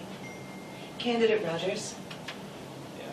I would second what Ms. McCarthy just said, especially with the Baker Station Scholarship. I know that that's available not just for that. It can be used for any aspect of the Park District. So I think doing that and looking at other income-based programs are certainly a positive and certainly would be an asset to the community. Candidate Thompson. Going third, we have to accept some of the answers that came before you, but Peggy brought that up, and with the grants and scholarships. Additionally, we do have a foundation, and they're willing to put forth some money when necessary. I mentioned with the Fox Valley Special Rec Board, they additionally have a foundation because their camp programs, as an example, are very expensive, especially because of the transportation issues and because it covers such a wide area. And so their foundation raises quite a bit of money during the course of the year, and for the most part, that money goes just for their summer programs. Candidate Berube. I also think making sure that grant is well known to families is extremely important. I don't know if a lot of them do know about that. As well as I would love to see a donation process. If you had a child that you participated in a program and you loved participating in that and you want to fund a family to also participate in that program, that would be a wonderful program to put in place. We personally love some of the music programs that the Park District has to offer, and it would be a nice system if we could set that up, that we could donate a class to a family in need. Thank you. Candidate Cook. Well, I think. Okay. I'm going to try this one. Hello. Yeah. Maybe you can borrow candidate Berube's. Yeah, do you want to just try it? Is that all my time? No. Thank you for your answer, candidate. Really good question. Anyway, I think everyone has kind of touched upon the fact that we do have a scholarship mechanism in place at the Park District, and I think the $750 program or grant covers almost any program and any family if they qualify. But actually, if it isn't enough, we do have a mechanism in place for special consideration by our staff, our director, to waive and to allow people to participate if they cannot afford to do so. So for the most part, I can't say with, definitely, we don't really turn people away from our programs. We're here to allow people to enjoy them and to participate. And when I say, for the most part, it's our residents that need to apply for that. So, Thank you. Candidate Rogers, the next question will begin with you. What strategies or programs will you promote to ensure the Park Board is a responsible and proactive environmental steward of the land? I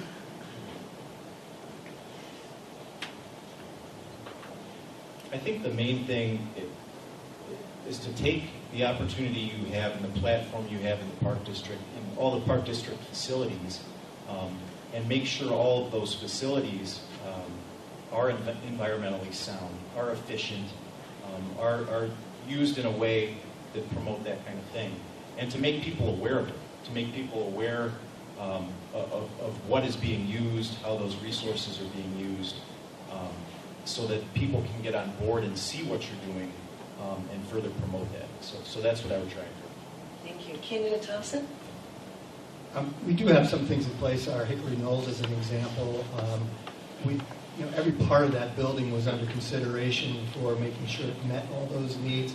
From the green roof to the way it's heated, to the way it's cooled, to some of those things. And as buildings become at a stage where we need to make some upgrades, all those things are part of that consideration.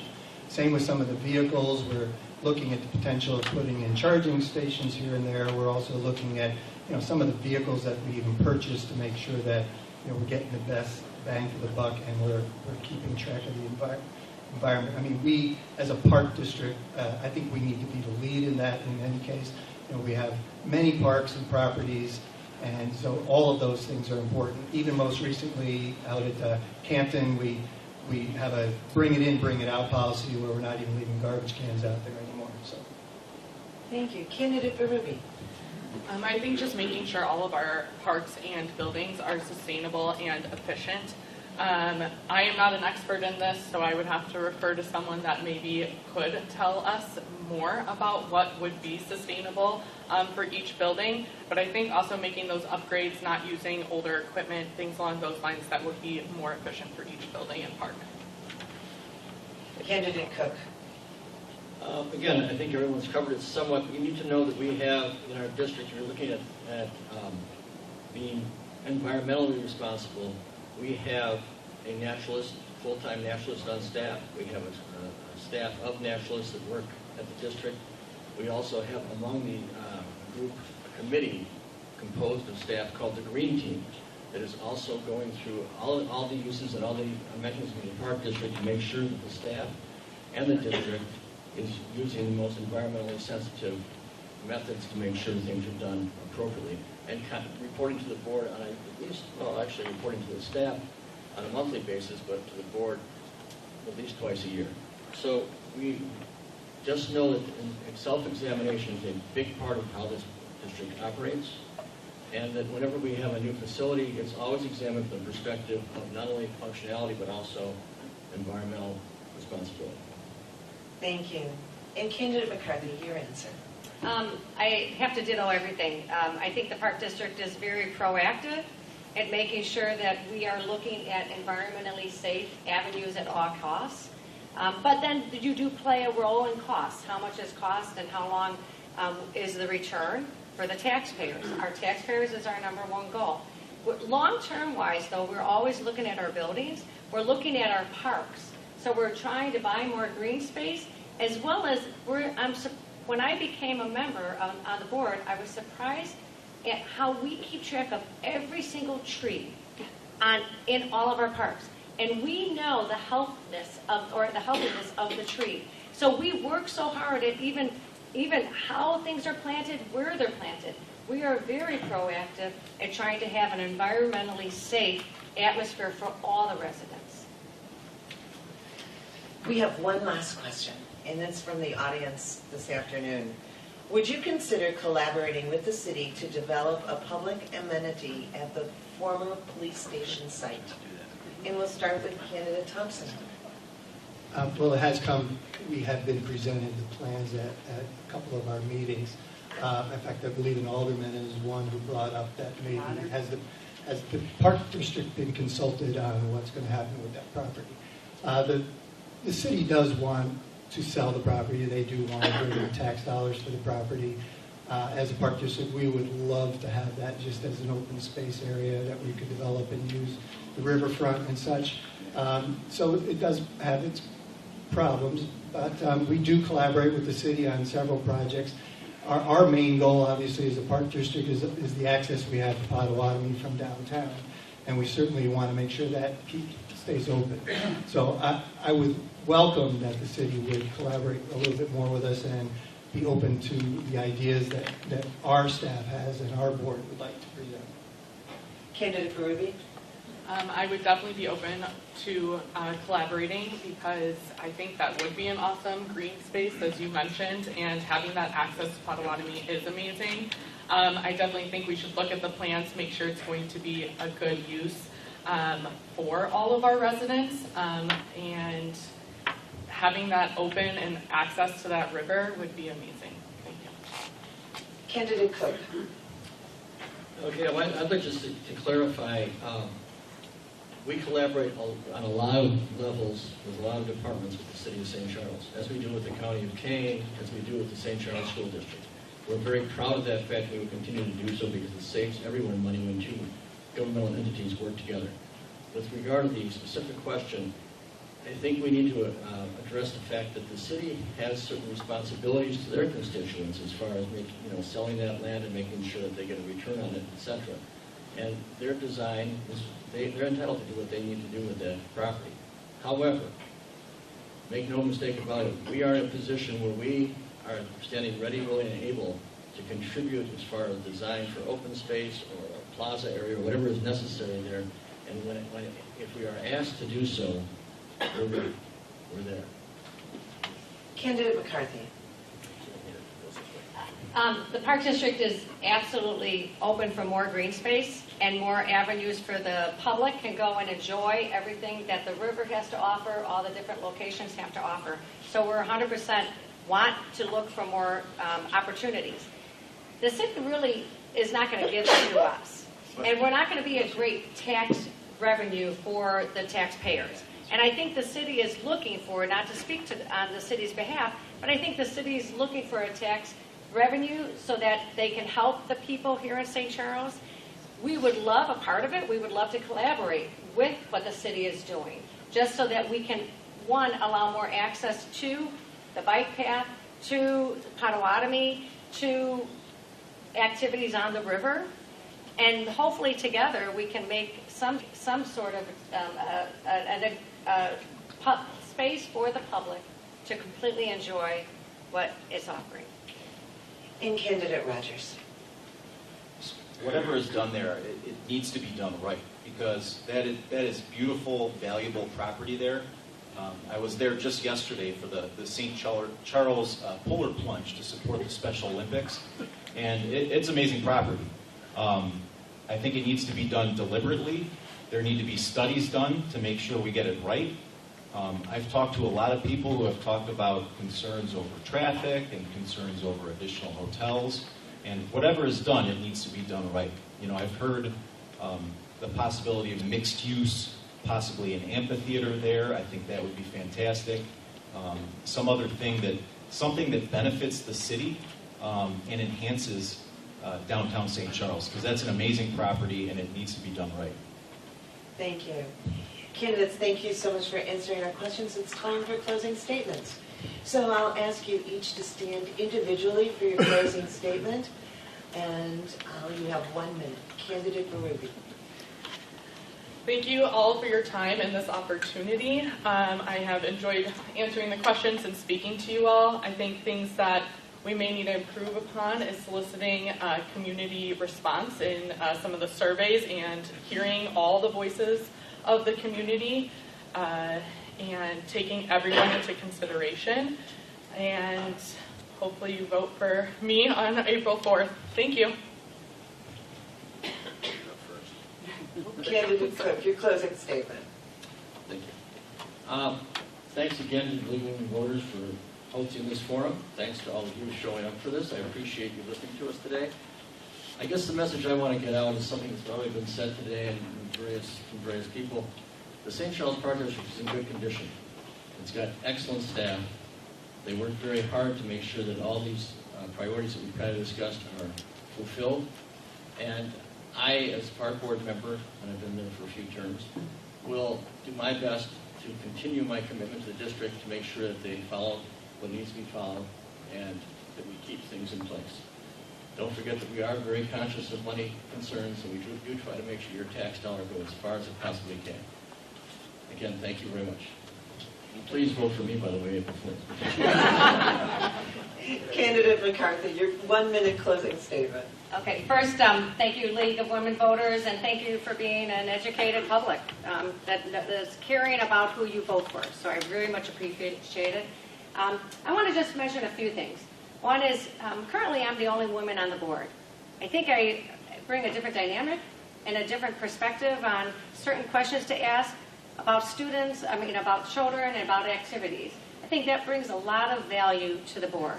I'm also extremely passionate that every time you come in contact with any of our park districts or people, that you leave feeling positive. You leave feeling like you want to come back. I am a huge advocate for excellent customer satisfaction. Our training is above none, always looking at how do we better and how do we do more for the public. I do think we have a great administration, and I do think we have a great board that works very well with the administration. So I ask for your vote, Peggy McCarthy or Peggy for Parks, on April 4th. Thank you. Thank you. Candidate Rogers. Thank you to everyone here. Thank you to the League of Women Voters. This is really encouraging to come and see this, and it's an honor to be a part of.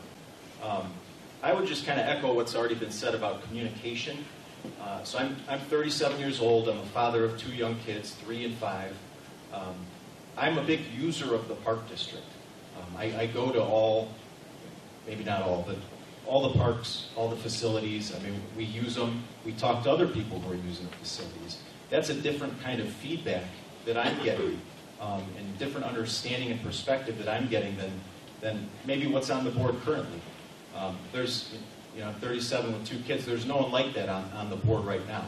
I think it's important that the board be representative of sort of the community as a whole, so that that's kind of what I'm pushing for. I appreciate your time, and I'm asking for your vote.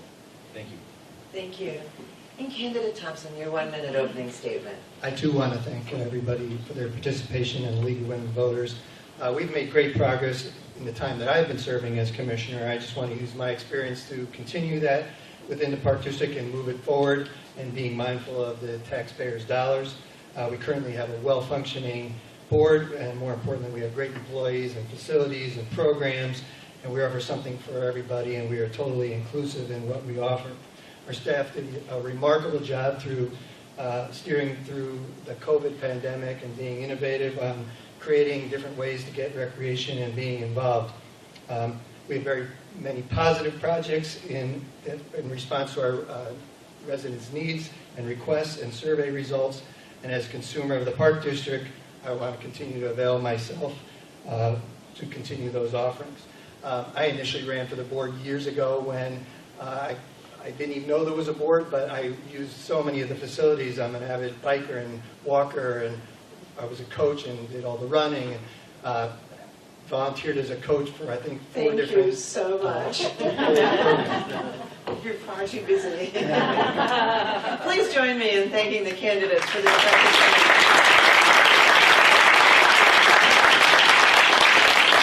And thank you. We're going to regroup for 5 minutes and we'll have a forum for the City Council.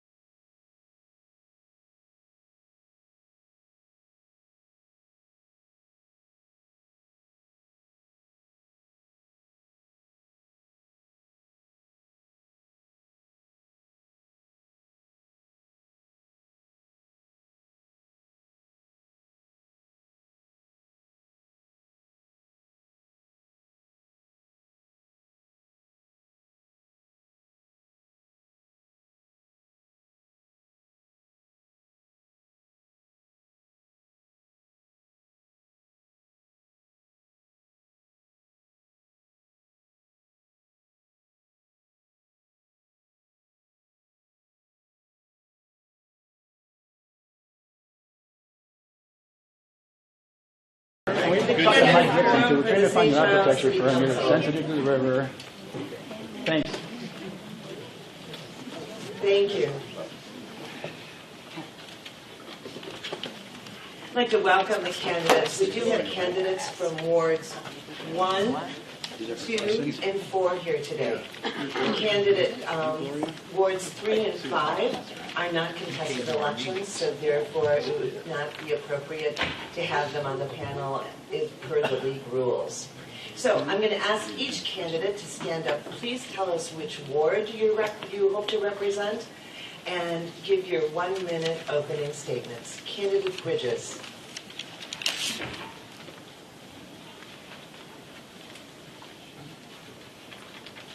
Hello. My name is Jessica Bridges. I am a candidate for St. Charles City Council, Ward 1. I am the mother of 2 wonderful children, a wife to a very supportive husband, and I work professionally as a scientist.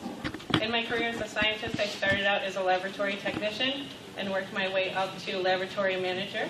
I test municipal drinking waters, wastewaters, soils, and products.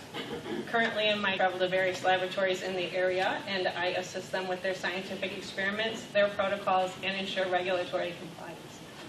I am running for City Council because we have found ourselves divided on the best path forward for the redevelopment of our police department, and I would like to push for community input first and foremost on that redevelopment. We also have a ton of abandoned buildings throughout our town, and we need to redevelop those and bring in new businesses as well as starter homes. And a lot of families are struggling with the continuing increase in prices, so we need to do everything we can to keep our taxes low. Thank you so much. Thank you. Candidate Fox, your opening statement. Hi, everybody. My name is Mark Folks, and I'm running for City Council here in Ward 1 in St. Charles. I'm a lifelong St. Charles resident, born and raised here, third generation here in St. Charles, a St. Charles High School graduate as well. I'm employed by Community Union School District 303 here in St. Charles. I'm a teacher at Redling. I've done that for 23 years. And I'm running for City Council because I feel like I'm an agent for change. I feel like I'm somebody who is solution-based and ready to solve some of our tougher problems. I want to see St. Charles continue to be a wonderful community for families to come and raise their families, send them to terrific schools, and enjoy all of our parks and amenities that our town has to offer. I also want to continue the work that my grandfather did as an alderman in this ward for over 20 years. I find it an honor to be on City Council and to serve here the residents of St. Charles. Thank you all very much. Thank you. Candidate Galante. Yes, I'm Tom Galante. I'm also looking to represent Ward 1. I'm an 11-year resident. I'm a commissioner on the City of St. Charles Natural Resources Commission for the past 4 years. And I'm an East Side advocate for fiscal responsibility, for smart and responsible development, for community input especially, for upgrading our infrastructure, both our streets, our water, for a river that's clean and accessible, and for government transparency. And whether you support me or one of our fellow candidates up here, please make sure to get out and vote on April 4th. And thank you, League of Women Voters, Central King County. Thank you. Candidate Lemke, your opening statement. Hello, my name is Art Lemke, and I represent, or would represent, Ward 2. I'm the candidate for Ward 2, one of the two of us. And I've been a resident in St. Charles since '91. My wife and son and I have moved here in '91. My son is a graduate of the St. Charles High School project. I already have 20 years in City Council, and I am a CPA right now and a government auditor. And what I do in all the organizations where I audit is I find opportunities for improvement, and I always get agreement from those who receive my reports. Their responses are included, and I'm doing this because I like the City of St. Charles, because I care. Now, one other thing that I would say is, not only do I always get agreement, but I bring a broad section. I have a cross-section of people that I talk to and work with in my government positions. Thank you so much. Candidate Munns. Thank you. My name is Jamie Munns. I am looking to represent Ward 2 on City Council. St. Charles has been my home for the last 18 years with my husband and my 2 children. I've been an active volunteer in our community for the past 18 years with many different organizations. I sit on several different boards here, and I am a city commissioner on the St. Charles Youth Commission. I bring with me 22 years of business experience in human resources with a comprehensive understanding of policy and budgets. I'm both compassionate and practical in my decision making. Some of my goals are to encourage strategically planned, responsible development in our eastern corridor and our downtown, to be an effective communicator who listens to residents and encourages and engages with people in our community, and to provide open and transparent representation within our community. I look to serve St. Charles and the people in our community. Thank you. Candidate Mode, your 1 minute opening statement.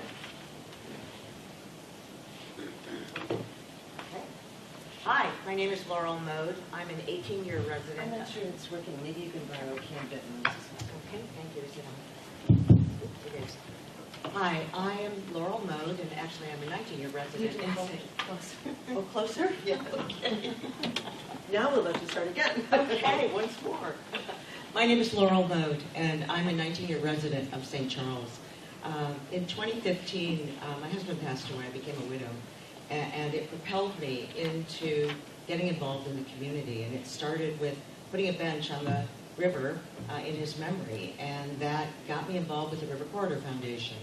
And 8 years since today, I'm the president of that organization.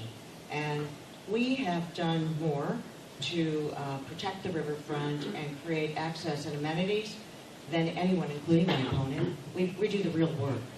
I'm a member of the Plan Commission, and I understand how development takes place in St. Charles. I understand that the plans that come as a concept before the commission rarely end up being built the way that they start. It's an iterative process with multiple stakeholders providing us with feedback. And thank you.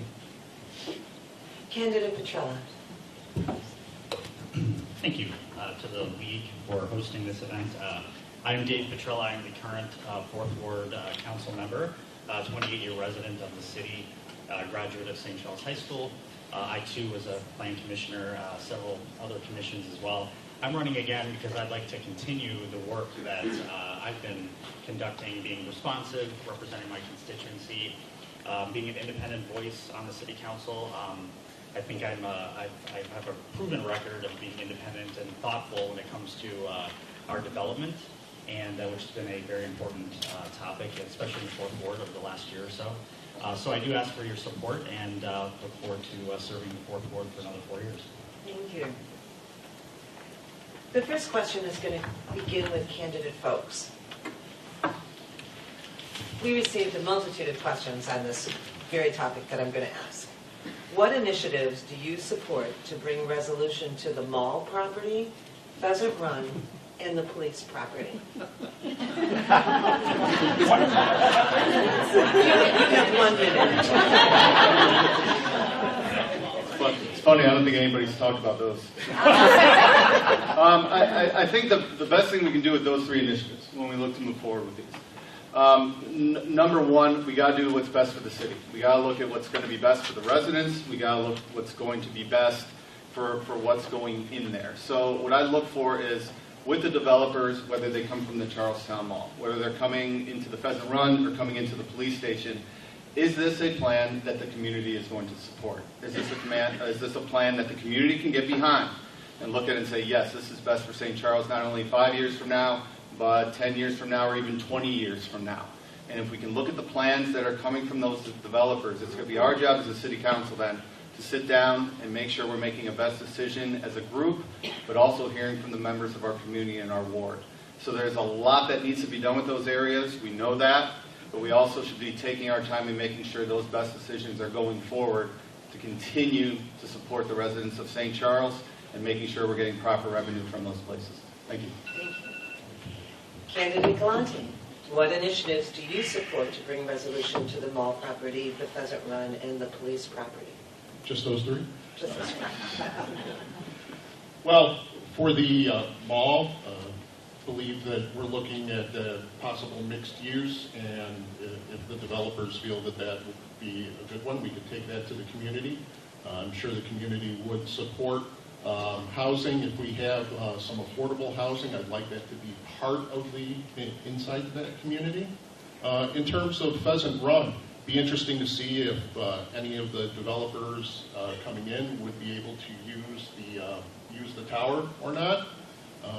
And then in terms of the police station, I would support a public amenity, more like perhaps an amphitheater, perhaps some boat slips for visitors, and keeping it accessible to the public. Thank you. Candidate Lemke? if elected, I would continue to work on the Pheasant Run redevelopment. We've already made strides with automotive and warehousing, and it's just the park that's along Main Street, which is visible for retail, and particularly that theater and maybe the tall former hotel building. In Charlestown Mall, we've had several proposals that include residential toward the north. We had a couple of proposals that were so intense that they affected the parking for the existing businesses, the theater, Cooper's Hawk. And likewise, with the downtown, the police station redevelopment, we need to redevelop that footprint. And we're talking about things like parking, traffic, river access, and not affecting the utilities that are existing in that area, the electric and the water utilities that are relevant to supply the whole city. And sometimes replacing those might be very expensive, disproportionate. Thank you. Candidate Munns. Thank you. I believe that with the police department site, it's very important to remember that that area is going to be something that shapes the future of this community for the next 50 years, really. So it's very important that we understand what it is that we're putting there and what it's going to do for the landscape of the community. So really knowing what we have as far as the geological studies that come back, seeing what it is that we're able to build there is important, but also understanding what the community really wants to have there is important. The redevelopment of the whole eastern corridor is a really vital thing for our community's economic interests. So bringing in lots of community input for that is important, and deciding what we want to see in all of those sites as a community is important, rather than having developers come to us and tell us what they want to put there. Having the community decide what we want our community to be is important. Thank you. Candidate Munn. Thank you. In regards to the police department property, I'm pleased that the city is doing an assessment of what's feasible there. I do think that when eventually a request for proposal is reissued, that we ensure that it includes very clear instructions around access to the river and what amenities we want to see there as a city. We don't have to give that whole or sell that whole property or give it all away. I would envision it being some kind of mixed use with great public access. And in terms of the Eastern Corridor, I think to everyone's point, there's a lot of stakeholders at stake, and public input is going to be very important. I believe that, again, mixed use will be the most effective use of both those properties. Pheasant One cannot be residential because of the airport. However, the Charlestown Mall certainly could be. And in all cases, we want to look to how can all three of those properties provide economic development, economic engine for us. And Candidate Trina. Well, I'm really pleased to hear that folks are happy with the fact that the city sort of pumped the brakes and we're actually conducting feasibility studies. That was a motion that I made and I initiated, so I appreciate that. But in general, for all three sites, it's just vitally important that thoughtful, discerning, vetting of the sites occurs along with public input, because we have examples of where that didn't occur. And so the initiatives that I want to support is making sure that people are heard and that their ideas are incorporated. And to Jamie's point, I do agree with you as well. I think, especially the police department side, we own that property, so we should be really driving what goes there, not the developers. But working with them, of course, is important, but it's our property, so we should take the lead. Candidate Bridges. So the City of St. Charles did establish a TIF on Pheasant Run. So now actually the hard work does begin of making sure that we have profitable development there to repay the TIF so the taxpayers aren't paying for that. That needs to be coordinated in conjunction with the redevelopment of Charlestown Mall. We want to create a gateway to St. Charles so that when people enter from the east, they know what a great city they're entering. As for the police department, community input is first and foremost the most important. We need to have everybody involved because it is our land as a public community, and we want to maintain that land for everybody's benefit. So I hope to insist on public forums and community input before we move any further and reach out to developers on that particular property. Thank you. In candidate, the next question is going to begin with candidate Galante. Would you support an ordinance modification for riverfront property that would lower the maximum building heights to maintain the city's charm and our scenic views? I would take community input from that and also expert input as to how low we would be willing to go. However, I would also like to, at the very least, keep to the maximum that we have that we've established in ordinances, instead of having that maximum be there and then having a developer come in and then say that, well, okay, here's that maximum, but I'm also going to add a few things to the top of that. So I would support having that maximum. Thank you. Candidate Lemke, would you support an ordinance modification for riverfront property that would lower the maximum building heights to maintain the city's charm and our scenic views?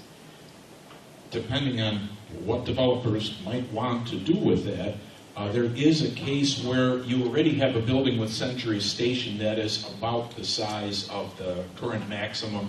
As you look at the bulk of that building, it's probably most of it 40 feet high. And just the fact that you have a flagpole or something like that doesn't mean that you ought to automatically increase a new development to 50 feet high. So it is worth considering. We certainly have the current ordinances, and any developer will at least answer those, but any developer that goes beyond that certainly is open to some question, and I wouldn't modify the ordinance to raise it. Thank you. Candidate Munns? Thank you. I would be open to any ordinance that would be something that the residents would be interested in. I would want to hear the community feedback about that, though, and understand if that's something that people in our community would want, if that's something that the businesses would support, and if it's something that would be helpful to people in the city of St. Charles. I think that just understanding what it is that people need is one of the most important parts of this job. So I can't pretend to know everything. I would need to know what it is that everybody wants and have an understanding from city staff as to what that means from a development perspective and what that would leave us open to as far as development and developer needs as well. And Candidate Modi.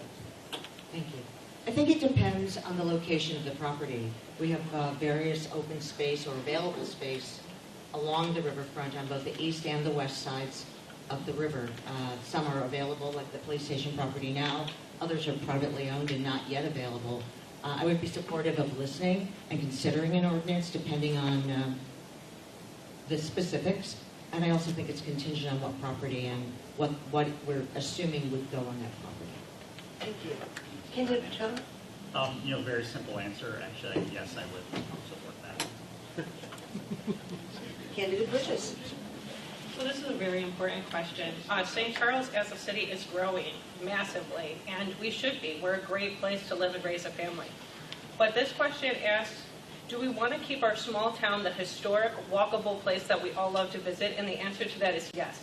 As we continue to grow, we should be doing that on the outside of the city, near Charlestown, Pheasant Run, Ward 1s and 2 out there, and keeping that small town feel and that safe walkability that we have downtown. So thank you so much. Candidate Folks? Yes, I'd be supportive of something like that. I think we should be open to really everything and anything at this point in time. I think anytime you can look at those policies and try to review them, that's always a positive. That's always a good thing. I love the idea of community involvement in this as well, but even more so expert involvement. What do the experts think when they see these buildings going up? What do they think? I think we've run away from going sometimes to what experts think. And I think that's always something we could come back to. But in terms of reviewing it, absolutely, I think it's always something worth review to see if it's best for our city. Thank you. Candidate Lemke, this question will start with you. Would you support an ethics bill to not allow developers to donate to council mayoral campaigns and then bid on city projects that will come before them for approval. So would you support an ethics board to not allow developers to donate to city mayoral campaigns and then to bid on city projects that will come before the elected? It's time for the city to review its ethics ordinances, particularly with respect to what the neighboring communities allow and what maybe Kane County would allow. And one of those would be at least a disclosure, but certainly one questions the amount of developer funds that could go into a campaign for the developer's candidate. That seems to me kind of odd, and the problem is that sometimes these types of donations can be made through third parties, so it becomes a little difficult to write an ordinance around that. But it's certainly, the ethics ordinance is due for review, and the city staff has to begin to help us determine what has worked in surrounding communities. Candidate Munns. I do support ethics ordinances, and I think that it is time for some more of those to be present in the city of St. Charles. I don't think that we've had a lot of reviews of those recently. In my current position, for the past 22 years in human resources, I think that policies are important. They hold people accountable to things. So having a review of those and seeing what we have in place, putting ourselves up against a bar of what other communities have is important. And I think that having disclosure to the public as to where things come from as far as donations, those are also important. Candidate Moe. I'm not opposed to having an ethics ordinance that defines how we look at donations that come from anyone to a political candidate. I do think it's important for us to remember that it's important to look at what the surrounding communities are doing and collaborate with their policies so that there's consistency across the community. And Candidate Petrella.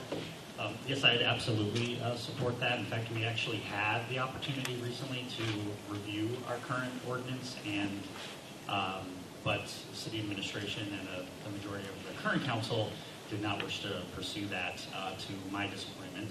And so yes, absolutely, I would support that. I think we have the opportunity to align with Geneva and Batavia, who have ordinances that actually go above and beyond the state requirement.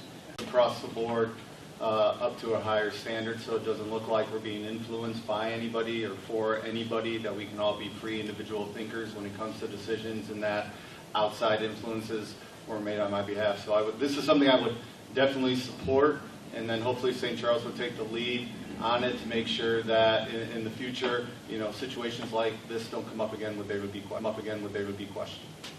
Thank you. Candidate Galante. Yes, I would support and champion that ordinance. Thank you. Thank you. The next question will begin with Candidate Munns. What efforts would you support, if any, to address affordable housing in the community? I think affordable housing is a term that needs to really be defined, especially for the people in the community, because a lot of times you hear that term and people jump to particular conclusions as to what that means. So for the people in the community, it needs to be defined, and especially for the people on the council, it needs to be defined so that we can have very specific goals to work toward and decide what we want that to be. We should be reducing barriers that might exist for developers towards affordable housing, reducing barriers for people that might be trying to get to affordable housing, like maybe the existing loan programs that exist. We want seniors to be able to downsize and stay in town. We want young families to be able to move in town and raise their families here, begin and start their families. So we want to be able to have mixed-use development. Those things are a great way for both of those populations to be in affordable housing. Thank you. Candidate Moe, the same question. Candidate Moe, the same question.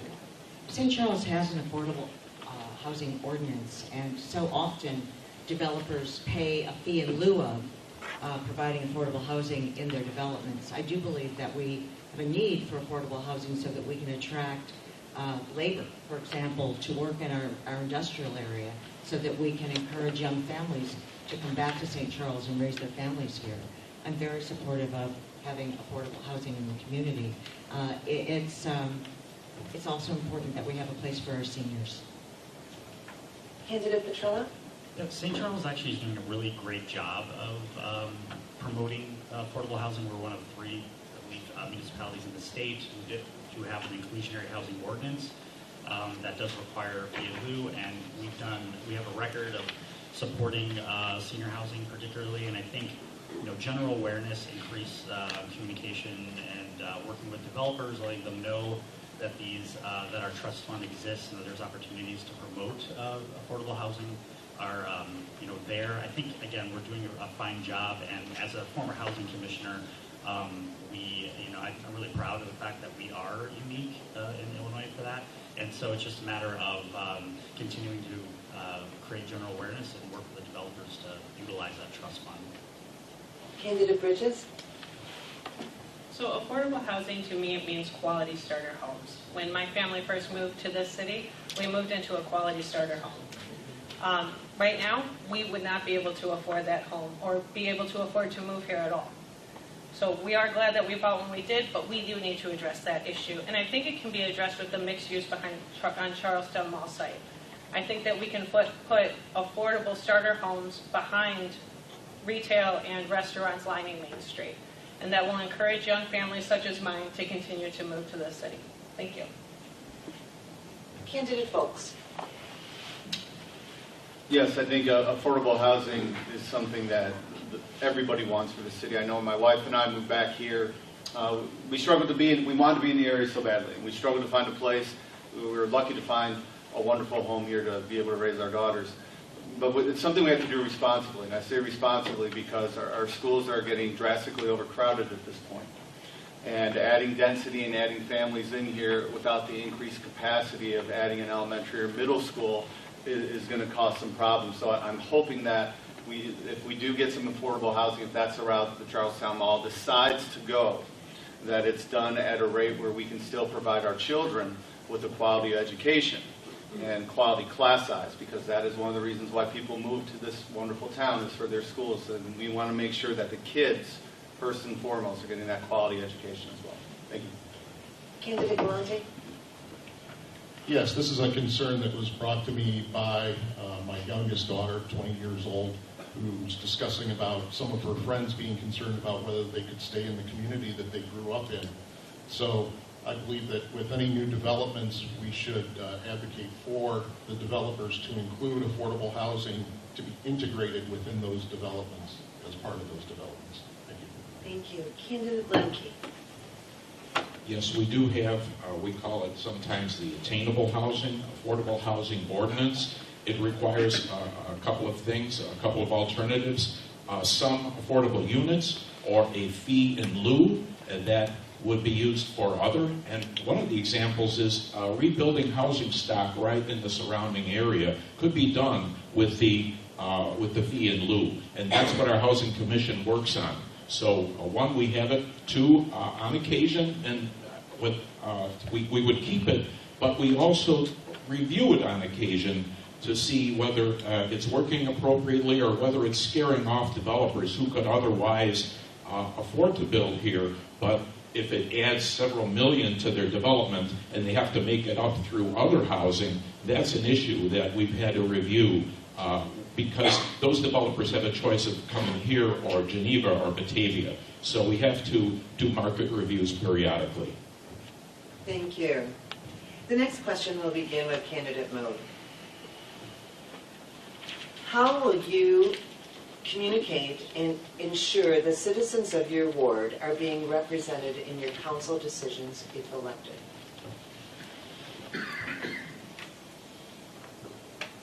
I think it's important that our constituents are well informed and that they have the opportunity to know what's happening in the community.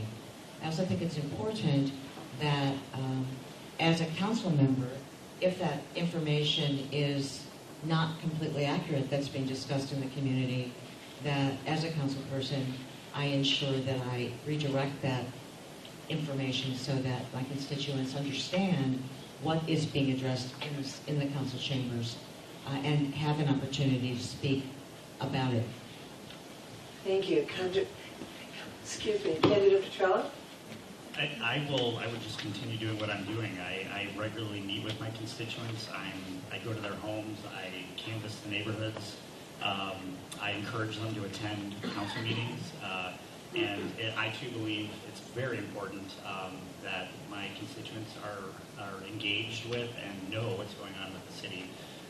It's actually, when there's no one in the council chambers, it's kind of almost disappointing. And so I just continue to encourage my residents to come in and to speak. And we really shouldn't be afraid of having residents be present and share their thoughts. And I think I have a really good track record of inviting and being open for their discussion. And I would just continue doing what I've been doing for the last several years. Candidate Bridges? So we are so lucky in St. Charles to have such an active and friendly community. And it is difficult to keep in touch with the community and make sure that you're properly representing them. Social media, emails, canvassing the neighborhood, knocking on doors. I've actually spoke with people that would prefer I keep regularly knocking on their door to keep them informed, and thank goodness they're my neighbors, because I can absolutely do that. And I hope to have email lists, social media, and just always be accessible to the people to reach out to me. I make decisions when I have the most amount of information and viewpoints possible. So that's what I would do, is keep encouraging people to show up and keep reaching out and bothering them just like I do my teenage son when he doesn't want to talk to me. Candidate Phillips? Yeah, I think communication is just key overall. The more you communicate with people, the more transparent you are, the better all things are. I notice that with the teacher, the more I communicate with the kids, the better results I get. The more I communicate with the parents, the less they're on my back. So the way I look at things here is through the use of social media, which has been great. I have a Facebook page. I have an Instagram page. This is the great thing about having teenage daughters. They know how to run it better than I do. So they've been helping me out a lot with that, posting things, and just letting the public know. The more we let the public know on things, the more they feel involved. And the more they feel involved in the decisions we make, the more trust they feel towards us. And that's what we have to build. We have to build trust. So the more we can open lines of communication, the better off we'll be. Thank you. Thank you. Candidate Galante? Yes, community input is absolutely paramount through the variety of means that everyone's been talking about here. I would do that. I myself walk my neighborhood at least twice a day, so speaking with a lot of people. And I also think that beyond that, for the community in general, I'd like to see that we put something on the city website, perhaps videos of the city council meetings, so that they can be accessible to our constituents, so that we can discuss those with them, and it would also encourage people to actually come to the city council meetings as well. Thank you. Candidate Lemke? Yes, I would definitely, I do definitely encourage neighbors. I walk the neighborhood when I don't have to. What's important is sometimes when people don't show up for local elections, I get out there and show them a sample ballot and the number of candidates that might be relevant: school, park, library. So that's important, but answering emails and phones, I have a record of doing that, and sometimes one of these, all of a sudden you get out there and you talk to folks and you realize that their streets are deteriorating, and that's why I've come out as saying, gee, it's time for us to continue to see if we can accelerate the street maintenance instead of just filling potholes. Definitely community involvement, walking and biking the streets, and just knocking on doors. All very helpful. Thank you. Candidate Munns, your thoughts? So I think that, first of all, people are busy. We understand that. We do have our city meetings put onto YouTube. They are accessible through the city website, but I think we can do better in the 21st century. I think that we need to meet people where they are. not everybody can come to a city meeting, not everybody has time to be at those, and I think that I can be a community engager. I like to be around people and get them involved in things. I like to talk about things that are in the community, and I want to meet with residents. I want to champion more effective communication from the city and be engaged with people in my community. I like to get people involved in things. I just think being more active in the community is really important. The next question will begin with candidate Petrella. The City of St. Charles portion of property taxes increased the past 2 years in a row. What are your ideas to increase city revenue? Well, I have a record of opposing those, opposing the increase in those property taxes. So I think it's just very important to, as we continue to promote economic development throughout our community, that as we promote economic development, it's been estimated that our sales tax is actually going to be going up. We actually just recently approved a moderate home rule sales tax increase for our roads. So there are opportunities to be creative without putting additional burden on the residents through increased property taxes. I'm very proud of the fact that I voted no on those. But I'm also very proud that our commerce is increasing and we are actually estimating more sales tax revenue. But it's very important, again, I do not want to put more burden on the residents. And so as we continue to look for revenue, we have to consider those options through that lens. Candidate Bridges. Yeah, so I was very disappointed to find that St. Charles did increase those property taxes. They put a burden on already struggling families during already difficult times. I do look forward to getting creative and finding new ways to generate more revenue, but I believe that redevelopment for Charlestown and Pheasant Run and bringing in retail, restaurants, and the warehouses there will bring in a lot more money than these small sales tax increases that are hurting our families. Thank you. Candidate Folks. Yeah, I think with the businesses that are starting to come in and the developments that are starting to come in, that is a definite help. I know at any time no one likes to see taxes go up. Nobody does. But at the same time, we all want quality. And we want quality police, we want quality fire, we want quality teachers, and unfortunately we have to pay for those things. As long as we continue to want quality, that's how it's unfortunately got to work. But we can look and try to get a little bit more creative. We can look to try to engage with more businesses to get them here as well. Again, we know nobody likes seeing taxes go up. We know that. But at the same point, we don't want to do anything to lessen the quality of life that we have for our families in this area as well. Thank you. Candidate Galante. In terms of revenue, I would like to see a vibrant business community being the generator of additional revenue. And the more that we promote that community and the better that that community is able to perform, then the more revenue we get.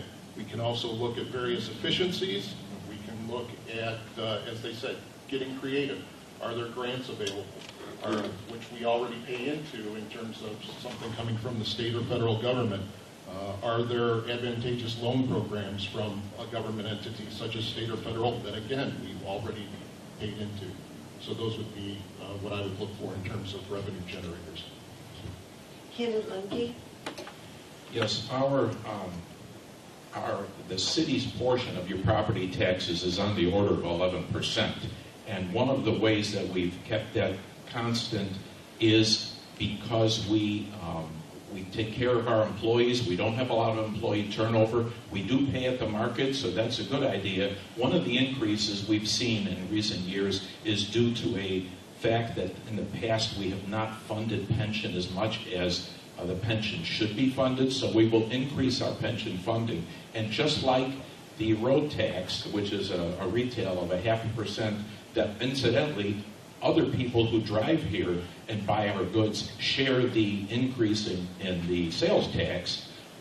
That's helpful in improving our status, our streets. And one of the other things that we tend to do is we try to hold the remainder portion of the property tax stable. Thank you. Candidate Munns. So I think that, increasing the city revenue is going to be done through some smart economic development. The Eastern Gateway is a great opportunity for that. We have a lot of space that has enormous potential with some creative solutions available. Working with developers for that opportunity is going to be really helpful. Balancing commercial and retail opportunity to shoulder some of that burden and take that off of residents is going to be important. And we have a fairly new economic development director who has been out really helping to bring in some of those opportunities and court some of those developers to bring in some new retail opportunities and businesses who might not otherwise have been interested in St. Charles. And I think that utilizing those city staff and those professional experts are really important, getting them interested in St. Charles.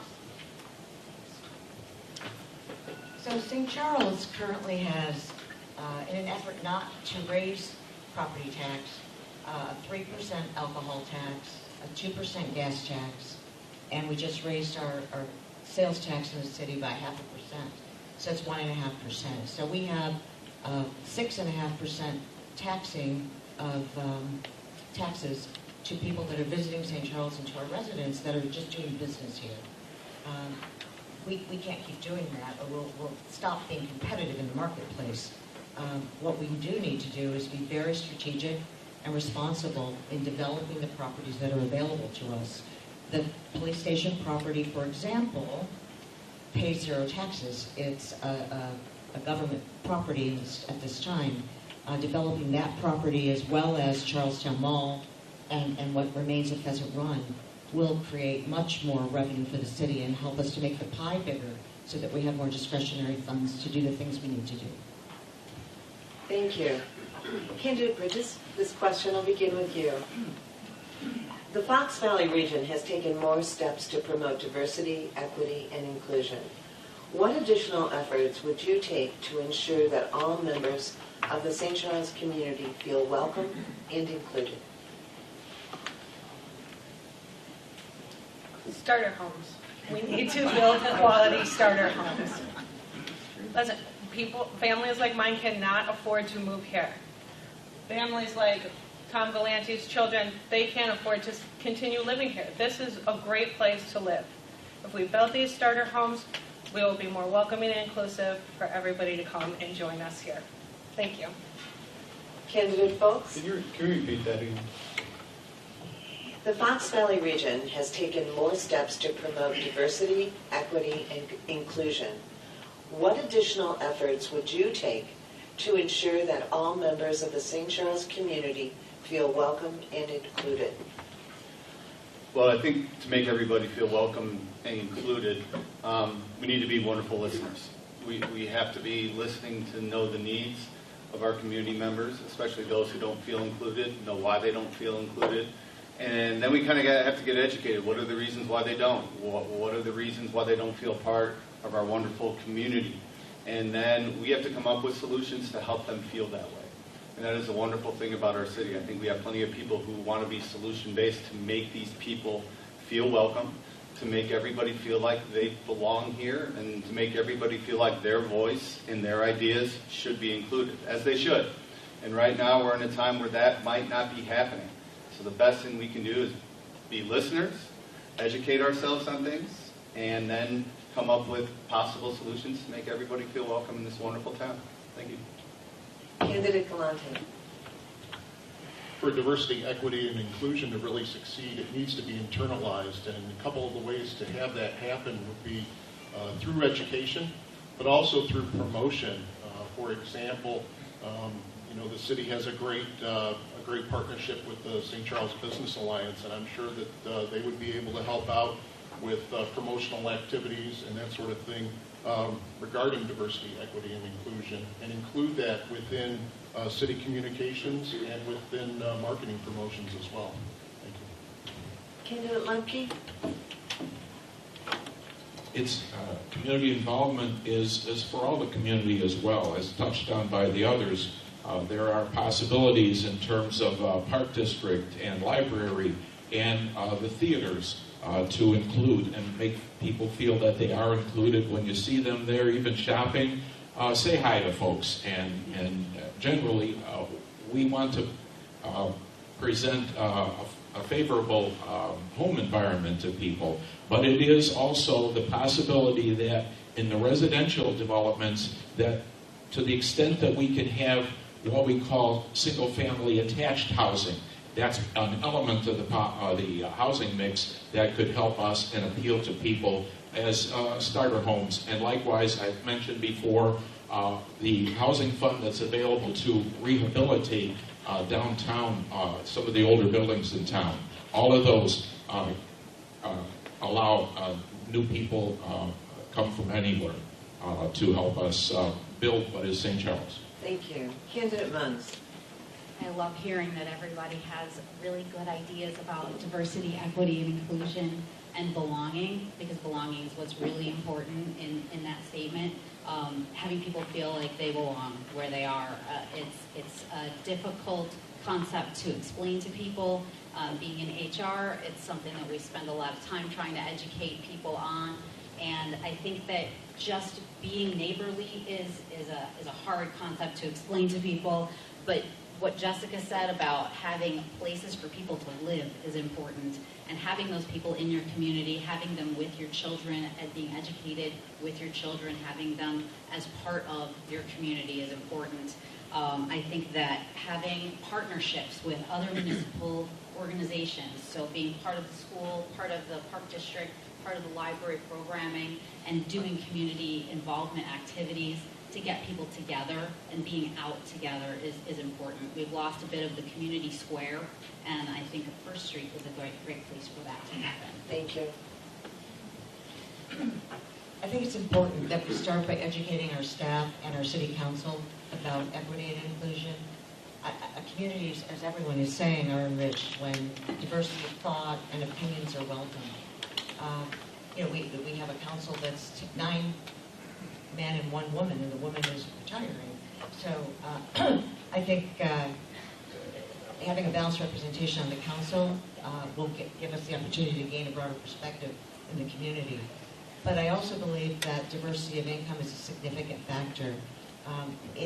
Everyone should be made to feel welcome in St. Charles regardless of their income or their status in the community. We tend to focus on our differences, and we need to be more aware of focusing on our similarities and what we have in common, and then talk about our differences. Thank you. Candidate Petrella. Yes, I think inclusion really begins with transparency. So I do, as we become more transparent, for instance, we are discussing in council about putting in a camera, for instance, in the city council chambers. I think that's a great idea. It welcomes people's involvement. It actually includes them in our proceedings. I think also affordable housing, to Jessica's point, certainly that's very important. I think St. Charles, again, is a leader in doing that, so I support those efforts as a former housing commissioner. And again, as we become, actions speak louder than words. So if we show that we're open, that we're welcoming, we want people to participate in our government and our decision making. That just creates a culture of inclusion, and it's good for the city, of course. This will be your last question. You've survived. So far. So far. If elected or re-elected, as the case may be, how would you measure if you were a successful council member at the end of your first term? And exactly, candidate folks, we'll start with you. I think one way to look at it, again, would be from the feedback I get from not only the people in my ward through the use of emails, phone calls, social media, but also from the people in the city. Because yes, we do serve the people in our ward first and foremost, but also our community members. And I think the conversations we have would go a long way in doing that. I think it's tough to project. You always want to project how that might look. But I think we're going to have to look at the record of what's thrown at us and how we respond to it, and then how the community responds to it. and hopefully the decisions we make and that we're a part of will be positive for the community, and hopefully 4 years from now be up maybe in the same situation, and I could say we've done these things and St. Charles is moving in the right direction, and it's been very successful to this point. So that's kind of what my hope is, and I'm looking forward to having that opportunity. Thank you. Candidate Galante. So it would start with community feedback, because the community would let you know whether you even had a chance of being reelected, or if they would want you to actually run again. So that would be the first one. Second off, of course, would be whether you could be reelected. The other thing, though, would be, would you be able to point to something that you, in your role on council, that you helped get through the city council, something that could be pointed to in terms of concrete, in terms of development, in terms of services, and that sort of thing? And were you able to lead the city fiscally better than you came to it? Thank you. Candidate Lemke. Yeah, some of those individual things. For example, in an earlier term, I was able to have the city talk to the Union Pacific about using their bridge, which was abandoned, using it as a bike bridge. Likewise, talking to city staff to say, does it make sense to make the 3-deck parking have a resemblance to the front of the Arcada Theater? And that rang a bell, and that worked with them. But in terms of the general public, what I like to see, and I still enjoy this, is when I see better turnout at the polls, when I see people showing up at the vote-mobile, which is convenient. And don't we do that more often? Do we do more early voting? Do they care about some of the other positions in town? Do they like the idea of getting a sample ballot, seeing the Park District, the school, and the library people as a good reason to show up and vote? Thank you. Candidate Munns. I think the measure of success would be a few different things. One is, do people know who I am in my ward? Am I a recognizable face because I'm out there in the community talking to people? Are the things that I have done in that time things that I believe in? Have I championed causes that I feel are important, that the people in the community feel are important, and have I stuck to my values? And have I been transparent and done the things that I have come here to do, that I talked to you today about? Have I brought forth those values and the things that I believe in? Candidate Munn. Have I taken care of the things that were important to my constituents? Have I helped to solve problems in the ward? Have I represented the ward in the way that they would like me to represent them on the council? I also know that each ward is not an island, and that we have to have an eye toward the entire community. And have I set goals at the beginning of my term and evaluated them annually to measure whether or not I'm making progress around the things that I committed to, as well as the things that are important to our city. Candidate Petrova. I actually am lucky as the incumbent. I do have a big indicator of my success coming up on April 4th. So, as when reelected, I obviously indicate that's indicating to me that I'm successful. To Tom's point, I do think I do have examples of responsiveness to my constituency. I've defended them and represented them regarding several development opportunities that have occurred in my ward that were a little bit not popular. And I think I have a record of a collaboration where I'm working with the residents and the developers. So I think those are successful indicators. Certainly, anecdotally, receiving feedback from the residents is important. Certainly not everybody's happy, but in my case, I am very happy with the constant communication I have with my residents, and it has indicated to me that they're pleased with my representation of them on City Council. And Candidate Bridges. So yes, community feedback is going to be very important in determining whether or not I'm successful if I get elected as city council person. but as a scientist, I am good at identifying problems, coming up with solutions, and acting on them for quantifiable results. So for this campaign, I do have goals. And if elected as alderperson at the end of 4 years, I should be able to answer these questions well.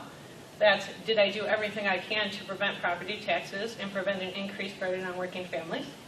Did I redevelop the Eastern Gateway?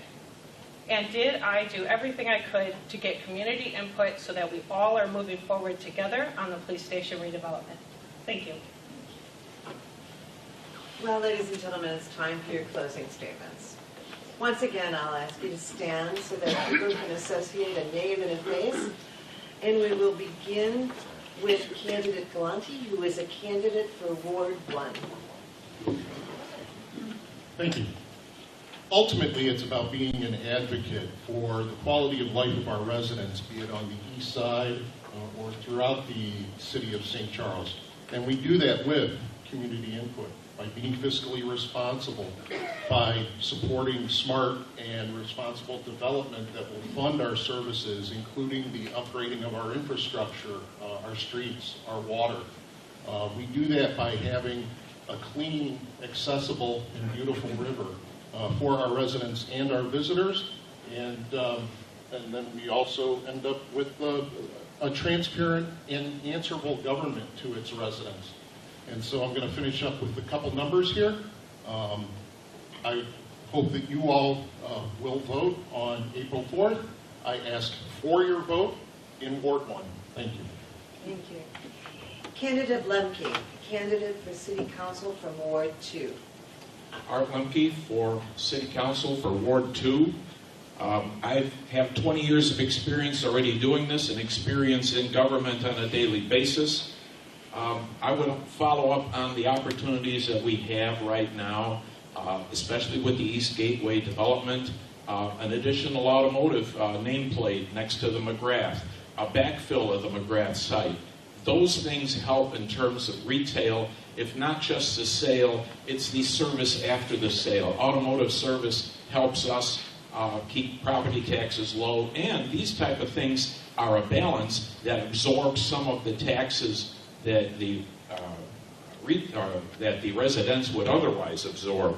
At Charlestown Mall and elsewise, the police station, first do no harm. Don't ruin the existing businesses at Charlestown Mall with one of these developments. So in the bottom line, I do this because I care, and I like to hear all points of view in my council experience. Thank you. Candidate Munns, your closing statement. Thank you. From Ward 2. Yes, thank you. What I hope you remember about me is that I come prepared with an open mind. I am ready to work hard. I believe in good governance with and encourage engagement and respect between council and residents, value different perspectives. I am highly motivated. I'm diligent. I have a reputation for getting things done, and people consider me to be a good listener who makes thoughtful and informed decisions. I believe community engagement is important, and so is strategic and responsible planning. St. Charles is my home, and I want to serve my community. I hope that you all come out and vote. Early voting starts March 10th, or you can come on April 4th. Thank you.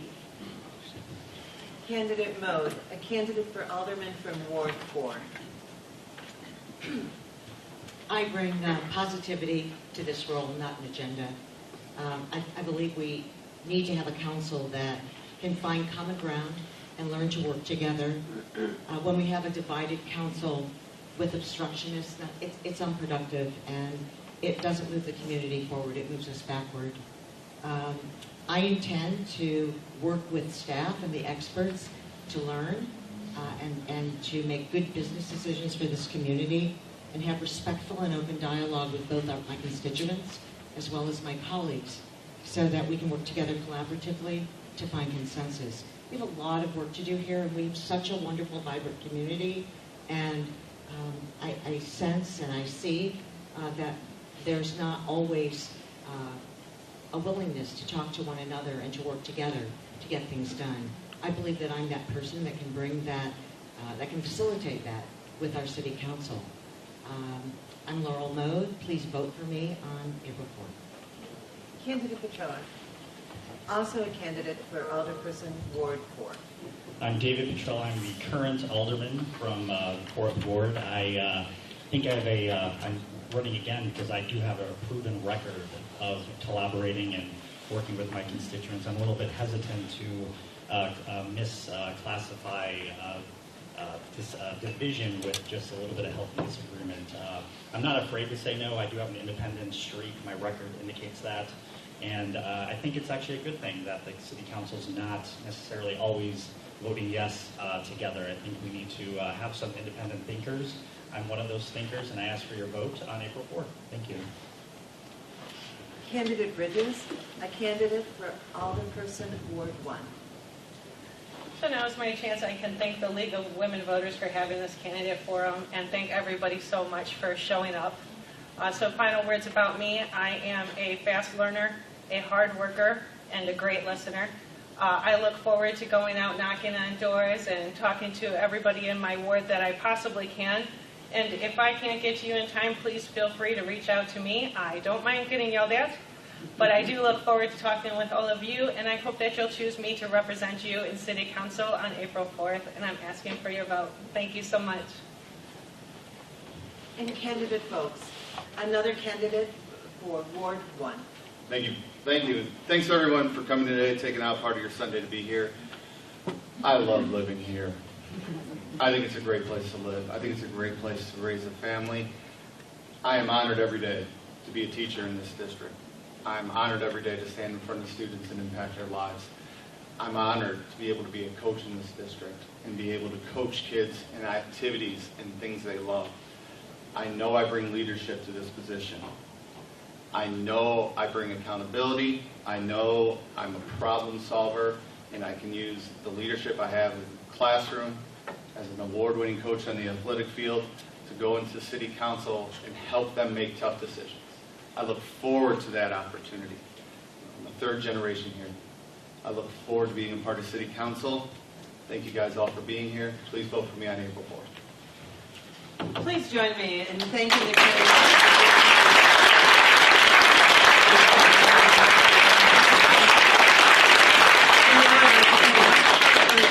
Kelly, who organized this event. Let's give her a round of applause.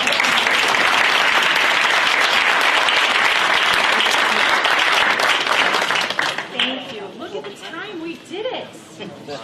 Thank you, everybody, for attending today and for watching from home. This was our fourth and our largest forum. Thanks for giving us your Sunday. Our fifth and final forum is scheduled to be held on March 13th at the Batavia Public Library for their school district referendum. Thanks again to Andrew Van Meter and Audrey Carr from BATV for the broadcasting of this forum, to our wonderful moderators, to our guests from the AAUW and the St. Charles East National Honor Society.